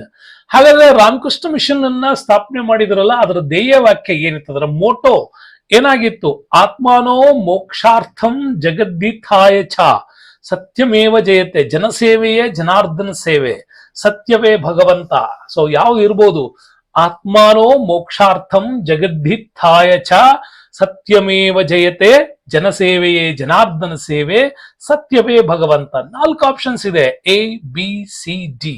ಏನಾಗಿರ್ಬೋದು? ರಾಮಕೃಷ್ಣ ಮಿಷನ್ ಅವರ ಧ್ಯೇಯ ವಾಕ್ಯ ಇದ್ದಿದ್ದು ಬಹಳ ಇಂಪಾರ್ಟೆಂಟ್ ಆಗಿ ಅವರು ಆತ್ಮನೋ ಮೋಕ್ಷಾರ್ಥಂ ಜಗದ್ದಿಥಾಯ ಚ ಅನ್ನುವಂಥದ್ದು ಒಂದು ಅವರು ಉಪನಿಷತ್ಸ್ಗಳ ಆಧಾರದಲ್ಲಿ ಇದನ್ನ ಇಟ್ಕೊಂಡಿದ್ರು. ಹಾಗಾಗಿ ಬಹಳಷ್ಟು ರೀತಿಯಲ್ಲಿ ಶ್ರಮ ಹಾಕಬೇಕು ಅಂತಂದ್ರೆ ಗೆಲುವು ಸಿಗೋವರೆಗೂ ಅದನ್ನ ಬಿಡಬಾರದು ಅನ್ನೋದೇ ಅವರ ಈ ತತ್ವದ ಮೇಲೆ ಅವರು ಅದನ್ನ ಹಾಕೊಂಡಿದ್ರು. ಹಾಗಾಗಿ ನ್ಯಾಷನಲ್ ಯೂತ್ ಡೇ ನಲ್ಲಿ ತುಂಬಾನೇ ಎಂಜಾಯ್ ಮಾಡ್ತಾ ಇದ್ದೀವಿ. ಸೊ ಹಾಗಾಗಿ ನೀವು ಎಲ್ಲಿದ್ದೀರಾ, ಹೇಗಿದ್ದೀರಾ, ಯಾವ ರೀತಿ ಇದ್ದೀರಾ ಅನ್ನೋದಕ್ಕಿಂತ ನೀವು ಎಷ್ಟು ಶ್ರಮ ಹಾಕ್ತಾ ಇದ್ದೀರಾ ಅನ್ನೋದು ತುಂಬಾ ಇಂಪಾರ್ಟೆಂಟು. ಸೊ ಬನ್ನಿ, ಏಳಿ ಎದ್ದೇಳಿ, ಗುರಿ ಮುಟ್ಟುವ ತನಕ ನಿಲ್ಲದಿರಿ. ಬಹಳಷ್ಟು ಸಾರಿ ಸ್ವಾಮಿ ವಿವೇಕಾನಂದ ಅವರ ಈ ಸೆಂಟೆನ್ಸ್ ಎಲ್ಲರೂ ಹೇಳ್ತಾರೆ. ನಮ್ಮಲ್ಲಿ ಸಕ್ಸಸ್ ಆಗ್ಲೇಬೇಕ್ರಪ್ಪ ನೀವು ಅಂತ ಹೇಳುವಂತ ಪ್ರತಿಯೊಬ್ಬ ಗುರುಗಳು ಹೇಳ್ತಾರೆ. ಸಕ್ಸಸ್ ಆಗ್ಲೇಬೇಕು ಅನ್ನೋರು ಇನ್ನೊಬ್ರಿಗೆ ಇದನ್ನ ಸಜೆಸ್ಟ್ ಮಾಡೇ ಮಾಡ್ತಾ ಇರ್ತಾರೆ. ಹಂಗಾರೆ ಈ ಪ್ರಸಿದ್ಧ ಸಂದೇಶವನ್ನ ಯಾವ ಉಪನಿಷತ್ನಿಂದ ತೆಗೆದುಕೊಳ್ಳಲಾಗಿದೆ? ಸಾಮಾನ್ಯವಾಗಿ ಸ್ವಾಮಿ ವಿವೇಕಾನಂದ ಅವರು ಇಂಥದ್ದೇ ಉಪನಿಷತ್ತಿಂದ ತಕ್ಕೊಂಡಿದ್ದಾರೆ ಅಂತ ಹೇಳೋದು ಕಷ್ಟ. ಯಾಕೆಂತಂದ್ರೆ ಪರ್ಟಿಕ್ಯುಲರ್ ಆಗಿ ಇದಕ್ಕೊಂದು ಆಧಾರ ಇಲ್ಲ. ಆದ್ರೆ ಹತ್ತತ್ರ ಇದಕ್ಕೆ ಒಂದು ಹತ್ತತ್ರ ಮೀನಿಂಗ್ ಕೊಡುವಂತಹ ಉಪನಿಷತ್ನ ಒಂದು ವಾಕ್ಯ ಇದೆ. ಎಕ್ಸಾಕ್ಟ್ಲಿ ಒಂದು 95% ಆ ವಾಕ್ಯನ ಹೋಲುತ್ತೆ. ಹಂಗಾಗಿ ಆ ಉಪನಿಷತ್ತಿನಿಂದ ಇದನ್ನು ತೆಗೆದುಕೊಳ್ಳಲಾಗಿದೆ ಅಂತ ಕೆಲವರು ಇದನ್ನು ವಾದ ಮಾಡ್ತಾರೆ. ಹಂಗಾಗಿ ಯಾವ ಉಪನಿಷತ್ತಿನಿಂದ ಈ ಸಂದೇಶವನ್ನು ಪಡ್ಕೊಂಡಿದ್ದಾರೆ? ಮುಂಡುಕ ಉಪನಿಷತ್ತು, ಕಠೋಪನಿಷತ್, ಹಾಗಾಗಿ ಈಶಾವಾಸ್ಯ ಉಪನಿಷತ್, ಖೇನ್ವಾ ಉಪನಿಷತ್ ಅಂತ ಬರುತ್ತೆ. 4 ಉಪನಿಷತ್ಗಳಲ್ಲಿ ಯಾವುದು? ಕ್ವಶನ್ ನಂಬರ್ 16 ನಿಮ್ಮನ್ನ ನಿಜವಾಗ್ಲೂ ಚಿಂತೆಗೆ ಹಾಕತ್ತೆ. ಹಾಗಾದ್ರೆ ಯಾವ್ದು ಇರ್ಬೋದು ಅಂತ ನೋಡಿದ್ರೆ ಅದೇನೆ ಕಠೋಪನಿಷತ್ ಅಂತ ಏನ್ ಬರುತ್ತೆ, ಅದು ತುಂಬಾನೇ ಇಂಪಾರ್ಟೆಂಟ್. ಬಹಳ ಸಾರಿ ಎಕ್ಸಾಮ್ಗೆ ಕಠೋಪನಿಷತ್ನ ಪ್ರಶ್ನೆಗಳು ಬರ್ತಾ ಇರ್ತವೆ, ಸ್ವಲ್ಪ ನೋಡ್ಕೊಳ್ಳಿ. ಮುಂಡುಕೋಪನಿಷತ್ ನಿಮಗೆ ಗೊತ್ತಿದೆ, ಸತ್ಯಮೇವ ಜಯತೆ, ಹಿಂದಿನ ಒಂದು ಸತ್ವ ಅದಿರದೆ ಅಂತೇಳಿ. ಹಂಗೆ ಈಶಾವಾಸ್ಯ ಮತ್ತೆ ಕೇನ್ ಉಪನಿಷತ್ಸ್ ಬಗ್ಗೆನೂ ಕೂಡ ಬರ್ತದೆ. ಒಂದು 8 ಉಪನಿಷತ್ಗಳ ಮೇಲೆ ಪ್ರಶ್ನೆಗಳು ಬರ್ತಾವ. ನಮ್ಮಲ್ಲಿರೋದು 108 ಉಪನಿಷತ್ಗಳು, ಆದ್ರೆ ಸಿಕ್ಕಿರೋದು ಎಕ್ಸಾಕ್ಟ್ 18 ಮಾತ್ರ. ಅದರಲ್ಲಿ 8 ಮಾತ್ರ ಪರೀಕ್ಷೆಗೆ ಪದೇ ಪದೇ UPSC ಟು ನೀವು PC ಲೆವೆಲ್ ಎಕ್ಸಾಮ್ಸ್ ಬಂದ್ರು ಕೂಡ ಅದರಲ್ಲಿ 8 ಉಪನಿಷತ್ಸ್ ಬಗ್ಗೆ ಪ್ರಶ್ನೆಗಳು ಇದ್ದಾವೆ. ಹಂಗಾಗಿ ಸ್ವಾಮಿ ವಿವೇಕಾನಂದ ಅವರ ನ್ಯಾಷನಲ್ ಯೂತ್ ಡೇ ಸೆಲೆಬ್ರೇಷನ್ಸ್ ಅಲ್ಲಿ ಮುಂದಿನ ಪ್ರಶ್ನೆ, ಕ್ವಶನ್ ನಂಬರ್ 17. 1893ರಲ್ಲಿ ಸ್ವಾಮಿ ವಿವೇಕಾನಂದ ಅವರು ಐತಿಹಾಸಿಕ ಭಾಷಣ ಮಾಡಿದ್ರು. ಆ ಭಾಷಣ ಮಾಡಿದ ಸ್ಥಳ ಯಾವುದು? ಎಕ್ಸಾಕ್ಟ್ಲಿ ಬಹಳಷ್ಟು ಜನರಿಗೆ ಗೊತ್ತಿರುವಂತ ಉತ್ತರ ಇದು. ತಮ್ಗೆಲ್ಲರಿಗೂ 17ನೇ ಪ್ರಶ್ನೆ. ಆಪ್ಷನ್ ನಿಮ್ಗೆ ಏನಾಗಿರುತ್ತೆ ಗೊತ್ತು? ಸಿ ಆಪ್ಷನ್ ಇದಕ್ಕೆ ಸರಿಯಾದ ಉತ್ತರ. ಚಿಕಾಗೋನಲ್ಲಿ ಮಾಡ್ತಾರೆ. ಸೊ ನೆಕ್ಸ್ಟ್ ಬರೋಣ. ವರ್ಲ್ಡ್ ಲೆವೆಲ್ ಅಲ್ಲಿ ವಿವೇಕಾನಂದರು ಅಮೆರಿಕದಲ್ಲಿ ಸ್ಥಾಪಿಸಿದ ಮೊದಲ ಸಂಸ್ಥೆ ಯಾವುದು? ಈಗ ಸ್ವಲ್ಪ ಚಿಂತೆಗೀಡು ಮಾಡತ್ತಲ್ವಾ. ವಿವೇಕಾನಂದರು ಅಮೆರಿಕದಲ್ಲಿ, ಈ ಕಡೆ ನೋಡಿದ್ರೆ ಅಷ್ಟು ಅಮೆರಿಕನ್ ಸಿಟಿಗಳಿವೆ. ವಾಷಿಂಗ್ಟನ್ ವೇದಾಂತ ಸೊಸೈಟಿ, ನ್ಯೂಯಾರ್ಕ್ ವೇದಾಂತ ಸೊಸೈಟಿ, ಚಿಕಾಗೋ ವೇದಾಂತ ಸೊಸೈಟಿ, ಬಾಸ್ಟನ್ ವೇದಾಂತ ಸೊಸೈಟಿ ಅಂತಿದೆ. ಸೊ ಈ ಪ್ರಶ್ನೆ exactly staff selection commission SSC ನಲ್ಲಿ ಕೇಳಿರ್ತಕ್ಕಂಥ ಪ್ರಶ್ನೆ ಸ್ನೇಹಿತರೆ. ಹಾಗಾಗಿ ಬಹಳಷ್ಟು ಚೆನ್ನಾಗಿದೆ ಅಂತ ಆ ಪ್ರಶ್ನೆಯನ್ನ ನಿಮ್ಗೆ ಆರಿಸ್ಕೊಟ್ಟಿದ್ದೀನಿ. ವಿವೇಕಾನಂದರು ಅಮೆರಿಕದಲ್ಲಿ ಸ್ಥಾಪಿಸಿದ ಮೊದಲ ಸಂಸ್ಥೆ ಯಾವುದು ಅಂದ್ರೆ option A, B, C, D ಇದೆ. ಓಕೆ, ಸೊ ಇದರಲ್ಲಿ 50-50 ನಿಮ್ಗೆ ಕೊಡೋದಾದ್ರೆ ನಾನು A ಮತ್ತೆ D ನ ಬಿಟ್ಟಾಕ್ರಿ, A ಮತ್ತು D ನ ಬಿಟ್ಟಾಕ್ರಿ. ಹಾಗಾದ್ರೆ B ಮತ್ತು C ನಲ್ಲಿ ಯಾವ್ದು ಇರ್ಬೋದು? ನ್ಯೂಯಾರ್ಕ್ ವೇದಾಂತ ಸೊಸೈಟಿ, ಚಿಕಾಗೋ ವೇದಾಂತ ಸೊಸೈಟಿ ಅಂತಂದ್ರೆ ಯಾವ್ದು ಯೋಚನೆ ಮಾಡಿದಿರಾ? ಸೊ ರೈಟ್ ಉತ್ತರ ಈಗ ನಿಮ್ಮ ಮುಂದೆ ಬರ್ತದೆ ನೋಡಿ. ಅದೇನೆ ಉತ್ತರ B, ನ್ಯೂಯಾರ್ಕ್ ವೇದಾಂತ ಸೊಸೈಟಿ, 1894 ನವೆಂಬರ್. ಬಹಳಷ್ಟು ಜನರಿಗೆ ಈ ಚಿಕಾಗೋ ಮೇಲೆ ಕಣ್ ಬೀಳ್ತಾನೆ ಇರುತ್ತೆ. ಯಾಕಂದ್ರೆ ಮೊದಲು ಭಾಷಣ ಮಾಡಕ್ ಹೋಗಿದ್ರಲ್ಲ, ಅಲ್ಲೇ ಏನಾರ ಸ್ಥಾಪನೆ ಮಾಡ್ಬಿಟ್ರ ಅಂತ. ಇಲ್ಲ, ನ್ಯೂಯಾರ್ಕ್ ವೇದಾಂತ್ ಸೊಸೈಟಿ ಅಮೆರಿಕದಲ್ಲಿ ಸ್ಥಾಪಿಸಿದಂತ ಮೊಟ್ಟ ಮೊದಲ ಸಂಸ್ಥೆ ಅದು. ಅದಾದ್ಮೇಲೆ ವೆರಿ ಇಂಪಾರ್ಟೆಂಟ್ ನಿಮ್ಗೆ ಮುಂದಿನ ಪ್ರಶ್ನೆ, ಸ್ವಾಮಿ ವಿವೇಕಾನಂದರು ಹಿಂದೂ ಧರ್ಮವನ್ನ ಪ್ರತಿನಿಧಿಸಿದ ಸಮಾವೇಶ ಯಾವುದು? ಹಿಂದೂ ಧರ್ಮದ ಸಿದ್ಧಾಂತದ ಆಧಾರದ ಮೇಲೆ ವರ್ಲ್ಡ್ ರಿಲಿಜಿಯಸ್ ಕಾಂಗ್ರೆಸ್ಗೆ ಹೋಗ್ತಾರೆ ಇವರು, ಒಬ್ಬ ಹಿಂದೂ ಧರ್ಮದ ಪ್ರವರ್ತಕರಾಗಿ. ನೆನ್ಪಿಟ್ಕೊಳ್ಳಿ, ಅಲ್ಲೂ ಒಂದು ಸ್ಟೋರಿ ನಿಮಗೆ ಗೊತ್ತಿದೆಯಲ್ಲ. ಸೊ ಅಲ್ಲಿ ಸ್ವಾಮಿ ವಿವೇಕಾನಂದ ಅವರು ಭಾಷಣಕ್ಕೆ ಹೋದಾಗ ಅಲ್ಲೊಬ್ಬ ಸಂತ ಕೇಳ್ತಾನಂತೆ, ನೋಡಿ ನಿಮ್ ಭಗವದ್ಗೀತೆಯನ್ನ ಎಲ್ಲರ ಕೆಳಗೆ ಇಟ್ಬಿಟ್ಟಿದ್ದಾರೆ, ಅದರ ಮೇಲೆ ಕುರಾನ್ ಇಟ್ಟಿದ್ದಾರೆ, ಜಂಡವ್ಯಸ್ತ ಇಟ್ಟಿದ್ದಾರೆ, ಹಾಗೇನೆ ಬೈಬಲ್ ಪುಸ್ತಕಗಳನ್ನೆಲ್ಲ ಇಟ್ಟಿದ್ದಾರೆ, ನಿಮ್ಮ ಧರ್ಮದನ್ನ ಕೆಳಗಿಟ್ಟಿದ್ದಾರೆ ಅಂತ. ಆಗ ಸ್ವಾಮಿ ವಿವೇಕಾನಂದ ಅವರು ಹೇಳ್ತಾರೆ, ಹೌದು, ಜಗತ್ತಿನ ಎಲ್ಲ ಧರ್ಮಗಳು ಆ ಪುಸ್ತಕದ ಮೇಲೆ ನಿಂತಿರೋದು, ಹಂಗಾಗಿ ಭಗವದ್ಗೀತೆ ಈ ಎಲ್ಲ ಧರ್ಮಗಳಿಗೂ ಅದು ಪಾಯ ಇದ್ದಂಗೆ, ಹಂಗಾಗಿ ಅದು ಒಂದು ನಾನು ತೆಗೆದು ಬಿಟ್ರೆ ಇವೆಲ್ಲ ಧರ್ಮಗಳು ಬಿದ್ದೋಗ್ತವೆ, ಹಂಗಾಗಿ ಹಿಂದೂ ಧರ್ಮವನ್ನ ಪ್ರತಿನಿಧಿಸ್ತಾ ಇದ್ದೀನಿ ಅಂತ. ಸೊ ಕೇಳಕ್ ಬಂದಿರೋ ಆ ಪ್ರೆಸ್ ಮಾಂಕ್ ಏನಿದ್ದಾನೆ ಅವನಂತೂ ಕಕ್ಕಾಬಿಕ್ಕಿಯಾಗಿ ಹೋಗ್ಬಿಟ್ಟಿದ್ನಂತೆ. ಸೊ ಇರ್ಲಿ, ಸ್ವಾಮಿ ವಿವೇಕಾನಂದರು ಹಿಂದೂ ಧರ್ಮವನ್ನ ಪ್ರತಿನಿಧಿಸಿದ ಸಮಾವೇಶ ಯಾವುದು ಅಂದ್ರೆ ಲಂಡನ್ ಮಿಷನರಿ, ಚಿಕಾಗೋ ವಿಶ್ವಧರ್ಮ ಸಂಪತ್, ಏಷ್ಯನ್ ಧಾರ್ಮಿಕ ಸಂಸ್ಥೆ, ವೇದಾಂತ ಕಾಂಗ್ರೆಸ್ ಅಂದ್ರೆ ಸೊ ಎಕ್ಸಾಕ್ಟ್ಲಿ ರೈಟ್. ಇಲ್ಲಿ ಬಿ ಆಪ್ಷನ್ ನಿಮ್ಗೆ ರೈಟ್ ಆಗತ್ತೆ. ಚಿಕಾಗೋ ವಿಶ್ವಧರ್ಮ ಸಂಪತ್ತು. ವಿವೇಕಾನಂದ ಅನ್ನುವ ಹೆಸರನ್ನ ಶುರು ಮಾಡಿದ್ದೆ ಅವರು ಇಲ್ಲಿಂದ. ಅಲ್ಲಿಯವರೆಗೂ ಅವರು ನರೇಂದ್ರ ಅನ್ನುವ ಹೆಸರಿನಲ್ಲೇ ಹೋಗ್ತಾ ಇದ್ರು. ಬಟ್ ಇಲ್ಲಿಂದ ಅವರು ಚಿಕಾಗೋ ವಿಶ್ವಧರ್ಮ ಸಮ್ಮೇಳನದಿಂದಲೇ ನಾನು ವಿವೇಕಾನಂದ ಅಂತ ಅವರ ಹೆಸರನ್ನ ಧರಿಸೋದಕ್ಕೆ ಶುರು ಮಾಡ್ತಾರೆ. ಹಾಗಾಗಿ ಕೇತ್ರಿ ಮಹಾರಾಜರು ಕೊಟ್ಟಂತ ಹೆಸರನ್ನ ಅವರು ಬಳಸಿದ್ದು ಇಲ್ಲಿಂದ. ಸೊ ನೆಕ್ಸ್ಟ್ ಬರೋಣ, ನ್ಯಾಷನಲ್ ಯೂತ್ ಡೇ ಸೆಲೆಬ್ರೇಷನ್ಸ್ ಅಲ್ಲಿ ವಿವೇಕಾನಂದರು ಚಿಕಾಗೋಗೆ ಪ್ರಯಾಣ ಬೆಳೆಸಿದ ಹಡಗಿನ ಹೆಸರೇನು ಅಂತ. ಸೊ ಟೈಟಾನಿಕಾ ಅಥವಾ RMS ಎಂಪ್ರೆಸ್ ಆಫ್ ಇಂಡಿಯಾನ, Vikrant empress of India, Victoria empress of India, ಯಾವುದು ಇದರಲ್ಲಿ? ಸೊ ನೋಡಿ, ಆಗಿನ ಕಾಲಕ್ಕೆ ಅಮೆರಿಕಕ್ಕೆ ಹೋಗ್ಬೇಕು ಅಂತಂದ್ರೆ ಡೈರೆಕ್ಟ್ ಆಗಿ ಇರ್ಲಿಲ್ಲ ನಮ್ಗೆ. ಸೊ ನಾವು ಇಲ್ಲಿ ಮುಂಬೈ ಅಥವಾ ಕೋಲ್ಕತ್ತಾದಿಂದ ಇವರು ಹಡಗಿನಲ್ಲಿ ಪ್ರಯಾಣ ಮಾಡಬೇಕಾಗಿತ್ತು. ಎಲ್ಲಿವರೆಗೆ? ಸೊ ಇಲ್ಲಿಂದ ಅವರು ಜಪಾನ್ಗೆ ಹೋಗ್ಬೇಕಾಗಿತ್ತು, ಜಪಾನ್ ನಿಂದ ಅಲ್ಲಿಗೆ ಅವರು ಅಮೆರಿಕಕ್ಕೆ ತಲುಪಬೇಕಾಗಿತ್ತು. ಹೀಗೆ ಹಡಗಿನ ವ್ಯವಸ್ಥೆ ಇತ್ತು. ಹಾಗಾದ್ರೆ ಯಾವ ಹಡಗಿನಲ್ಲಿ ಹೋದ್ರು ಅವರು ಅಂತ ನೋಡೋದಾದ್ರೆ ನಿಮ್ಗೆ ಟೈಟಾನಿಕ್ ಇದೆ, RMS ಎಂಪ್ರೆಸ್ ಆಫ್ ಇಂಡಿಯಾ ಇದೆ, ವಿಕ್ರಾಂತ್ ಎಂಪ್ರೆಸ್ ಆಫ್ ಇಂಡಿಯಾ ಇದೆ, ವಿಕ್ಟೋರಿಯಾ ಎಂಪ್ರೆಸ್ ಆಫ್ ಇಂಡಿಯಾ ಅಂತಿದೆ. ಸೊ ಹಿಂಗ್ ನೋಡಿದಾಗ ನಿಮ್ಗೊಂದ್ ಸ್ವಲ್ಪ ಡಿ ಆಪ್ಷನ್ ಕಡೆ ತಲೆ ಹೋಗುತ್ತೆ. ಯಾಕಂದ್ರೆ ಸೊ ಇರ್ಬೋದೇನೋ ಇಂಗ್ಲೆಂಡ್ ಹಡಗುಗಳು ಅಂತ ಹೇಳಿ. ಸೊ ಅದಲ್ಲ. ಸೊ ಆಪ್ಷನ್ಸ್ ನ ಕರೆಕ್ಟ್ ಆಗಿ ನೀವು ಯೋಚನೆ ಮಾಡಿದ್ರೆ ಗೊತ್ತಾಗತ್ತೆ. ಅದು ಬಿ ಆಪ್ಷನ್ ಇದೆ ನೋಡಿ. ಸೊ ಬಿ ಆಪ್ಷನ್ಸ್ ನಿಮ್ಗೆ ಇಲ್ಲಿ ಕರೆಕ್ಟ್ ಆಗತ್ತೆ. ಇದು RMS empress of India, India to Yokohama, Japan ವರೆಗೆ ಇದು ಹೋಗ್ತಾ ಇತ್ತು. ಸೊ ಹಂಗಾಗಿ RMS ಎಂಪ್ರೆಸ್ ಆಫ್ ಇಂಡಿಯಾ ಇದು ಚೈನಾ ಮುಖಾಂತರ ಯೋಕೋಹೋಮಾ ಜಪಾನ್ಗೆ ತಲುಪ್ತಾ ಇತ್ತು. ಅಲ್ಲಿಂದ ಅವರು ಎಲ್ಲಿಗೆ SS ಸಾರ್ಸೋನಿಕ್ ಅಂತೇಳಿ ಕೂಡ ಹೇಳ್ತಾರೆ, ಅದು ಎಕ್ಸಾಕ್ಟ್ ಇಲ್ಲ. ಸೊ ಹಂಗಾಗಿ ಅಂತ ಒಂದು ಹಡಗಿನ ಮುಖಾಂತರ ಅವರು ಕೆನಡಾ, ವಾಷಿಂಗ್ಟನ್ ಗಳನ್ನ ತಲುಪಿದ್ರು ಅನ್ನೋದು ಕೂಡ ಹೇಳಲಾಗತ್ತೆ. ಸೊ ಬನ್ನಿ ಮುಂದಿನ ಪ್ರಶ್ನೆಗೆ ಹೋಗೋಣ. ನ್ಯಾಷನಲ್ ಯೂತ್ ಡೇ ಸೆಲೆಬ್ರೇಷನ್ಸ್ ಅಲ್ಲಿ ಕ್ವಶನ್ ನಂಬರ್ 21, ಸ್ವಾಮಿ ವಿವೇಕಾನಂದರು ಚಿಕಾಗೋ ವಿಶ್ವಧರ್ಮ ಸಮ್ಮೇಳನದಲ್ಲಿ ಭಾಷಣ ಮಾಡಿದ ದಿನಾಂಕ ಯಾವುದು? 1893 ಕಾಮನ್ ಆಗಿ ಗೊತ್ತಿರುತ್ತೆ. ಸೆಪ್ಟೆಂಬರ್ 11, ಆಗಸ್ಟ್ 15 ಅಂತ ನೀವು ಯೋಚನೆ ಮಾಡಬೇಕಾಗತ್ತೆ.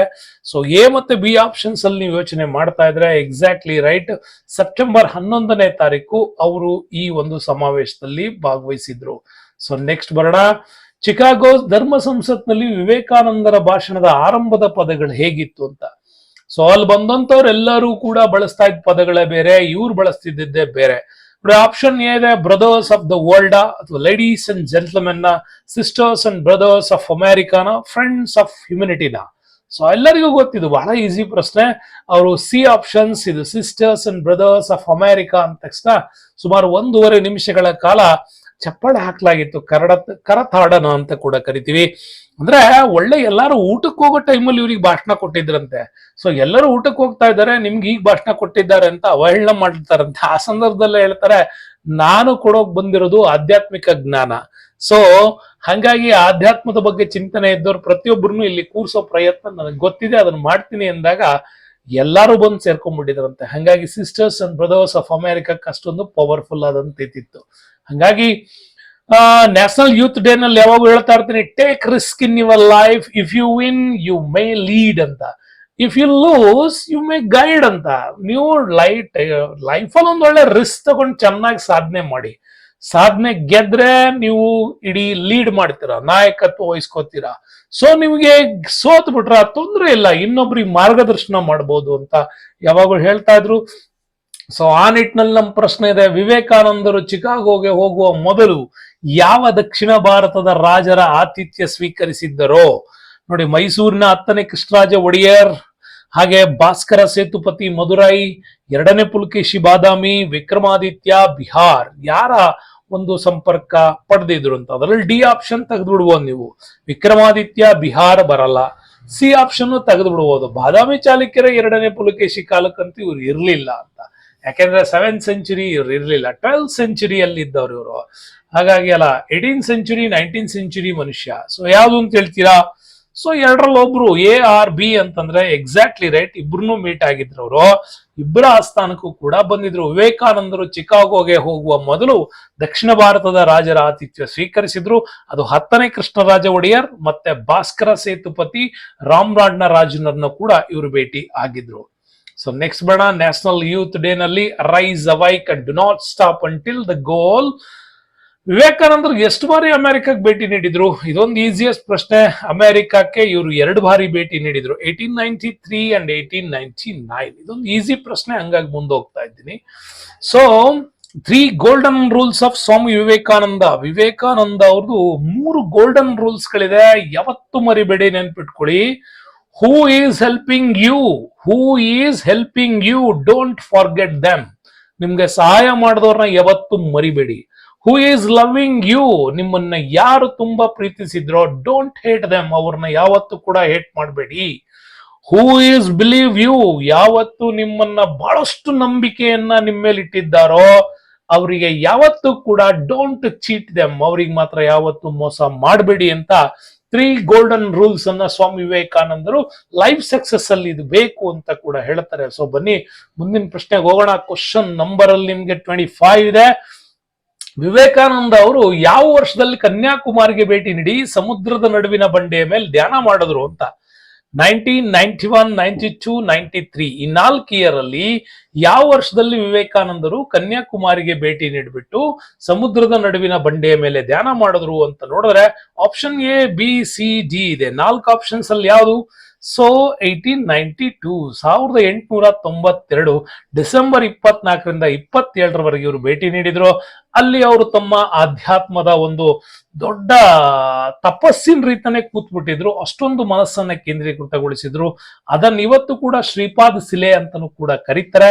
ಸೊ ಇದು ಪ್ರಶ್ನೆ ಆಗಿತ್ತು. ಸೊ ಮುಂದಿನ ಪ್ರಶ್ನೆ ಬರೋಣ. ನ್ಯಾಷನಲ್ ಯೂತ್ ಡೇ ನಲ್ಲಿ the greatest religion is to be a true to your own nature, have a faith in yourselves. ತುಂಬಾ ಚೆನ್ನಾಗಿ ಹೇಳ್ತಾರೆ ಅವರು. ಹಾಗಾಗಿ ವಿವೇಕಾನಂದರು ಬೆಂಗಾಲಿ ಭಾಷೆಯಲ್ಲಿ ಒಂದು ಪತ್ರಿಕೆಯನ್ನ ಬರೀತಾ ಇದ್ರು. ಹಾಗಾದ್ರೆ ಬೆಂಗಾಲಿ ಭಾಷೆಯಲ್ಲಿ ಅವ್ರು ಬರೀತಾ ಇದ್ದ ಪತ್ರಿಕೆ ಯಾವುದು? ಪ್ರಬುದ್ಧ ಭಾರತನ, ಉದ್ಬೋಧನ್, ಕೇಸರಿ, ಮರಾಠ. ಅದರಲ್ಲಿ ನಿಮ್ಗೆ ನಾನು ಹೇಳಬೇಕು ಅಂತಂದ್ರೆ 50-50 ಚಾನ್ಸ್ ಕೊಡಬಲ್ಲೆ. ಸೊ ಸಿ ಮತ್ತೆ ಡಿ ತೆಗೆದು ಬಿಡಿ. ಯಾಕೆಂದ್ರೆ ಸಿ ಮತ್ತೆ ಡಿ ಇದೆಯಲ್ಲ, ಕೇಸರಿ ಮತ್ತೆ ಮರಾಠ, ಇದನ್ನ ಎರಡೂ ಬರಿತಾ ಇದ್ದವರು ಸ್ವಾಮಿ ವಿವೇಕಾನಂದ ಅವರು ಅಲ್ಲ, ಇದನ್ನ ಬರಿತಾ ಇದ್ದವರು ಬಾಲಗಂಗಾಧರ ತಿಲಕ್ ಅವರು. ಕೇಸರಿಯನ್ನ ಮರಾಠಿ ಭಾಷೆಯಲ್ಲಿ ಬರಿತಾ ಇದ್ರು, ದಿ ಮರಾಠ ಅಂತ ಇಂಗ್ಲಿಷ್ ಭಾಷೆನಲ್ಲಿ ಬರಿತಾ ಇದ್ರು. ಹಂಗಾರೆ ನಿಮ್ಗೆ ಚಾನ್ಸ್ ಉಳಿತು ಎ ಮತ್ತು ಬಿ. ಯಾವುದು? ಪ್ರಬುದ್ಧ ಭಾರತನ ಅಥವಾ ಉದ್ಬೋಧನ್, ಯಾವ್ದನ್ನ ಬರಿತಾ ಇದ್ರು ಅಂದ್ರೆ ಬ ವರ್ಷನ್ಸ್ ಅಲ್ಲಿ ಬರೋ ಪದಗಳೆಲ್ಲ ಸಾಮಾನ್ಯವಾಗಿ ಬೆಂಗಾಲಿ ಭಾಷೆನಲ್ಲೇ ಇರ್ತಾವ. ಹಂಗಾಗಿ option B right answer. Udbodhan 1899ರಲ್ಲಿ ಇವರು ಬೆಂಗಾಲಿ ಭಾಷೆನಲ್ಲಿ ಬರೀತಿದ್ದಂತ ಒಂದು ಪತ್ರಿಕೆ. ಸೊ ನೆಕ್ಸ್ಟ್ ಬರೋಣ. ಈ ಕೆಳಗಿನೋಡಲ್ಲಿ ಯಾವುದು ಸ್ವಾಮಿ ವಿವೇಕಾನಂದರ ರಾಷ್ಟ್ರೀಯ ಮತ್ತು ಅಂತಾರಾಷ್ಟ್ರೀಯ ಮಟ್ಟದಲ್ಲಿ ಪ್ರಸಿದ್ಧಿ ಪಡೆದಂತ ಕೃತಿ ಆಗಿತ್ತು? ಸತ್ಯಾರ್ಥ ಪ್ರಕಾಶ, ಜ್ಞಾನಯೋಗ, ಗೀತಾಂಜಲಿ, ಮೈ ಎಕ್ಸ್ಪೆರಿಮೆಂಟ್ಸ್ ವಿತ್ ಟ್ರೂತ್. ಕರೆಕ್ಟ್ ಆಗಿ ಗೊತ್ತಿದ್ರೆ ಈ 4 ಪುಸ್ತಕಗಳಲ್ಲಿ ಈಸಿಯಾಗಿ ನೀವು ಗ್ಲಾನ್ಸ್ ಮಾಡ್ತೀರಾ, ಯಾಕಂದ್ರೆ ಎಕ್ಸಾಕ್ಟ್ಲಿ ನಿಮಗೆ ಗೊತ್ತಿರುತ್ತೆ. ನೋಡಿ, ಆಪ್ಷನ್ ಎ ಸತ್ಯಾರ್ಥ ಪ್ರಕಾಶ ಇದೆಯಲ್ಲ, ಇದನ್ನ ಬರೆದವ್ರು ಯಾರು? ಸೊ ನಿಮ್ಗೆ ಆರ್ಯ ಸಮಾಜ ಅಂತ ಬಂದ್ರೆ ಅಲ್ಲಿ ದಯಾನಂದ ಸರಸ್ವತಿ ಅವರು ಬರೀತಾರೆ. ಗೀತಾಂಜಲಿ ಬರೆದದ್ದು ಯಾರು? ಅದು ನಿಮಗೆ ಗೊತ್ತು, ರವೀಂದ್ರನಾಥ್ ಟ್ಯಾಗೋರ್ ಅವ್ರದ್ದು. My experiments with truth Gandhiji. ಅಂದ್ರೆ ಉಳಿದಿದ್ದು ಯಾವುದು?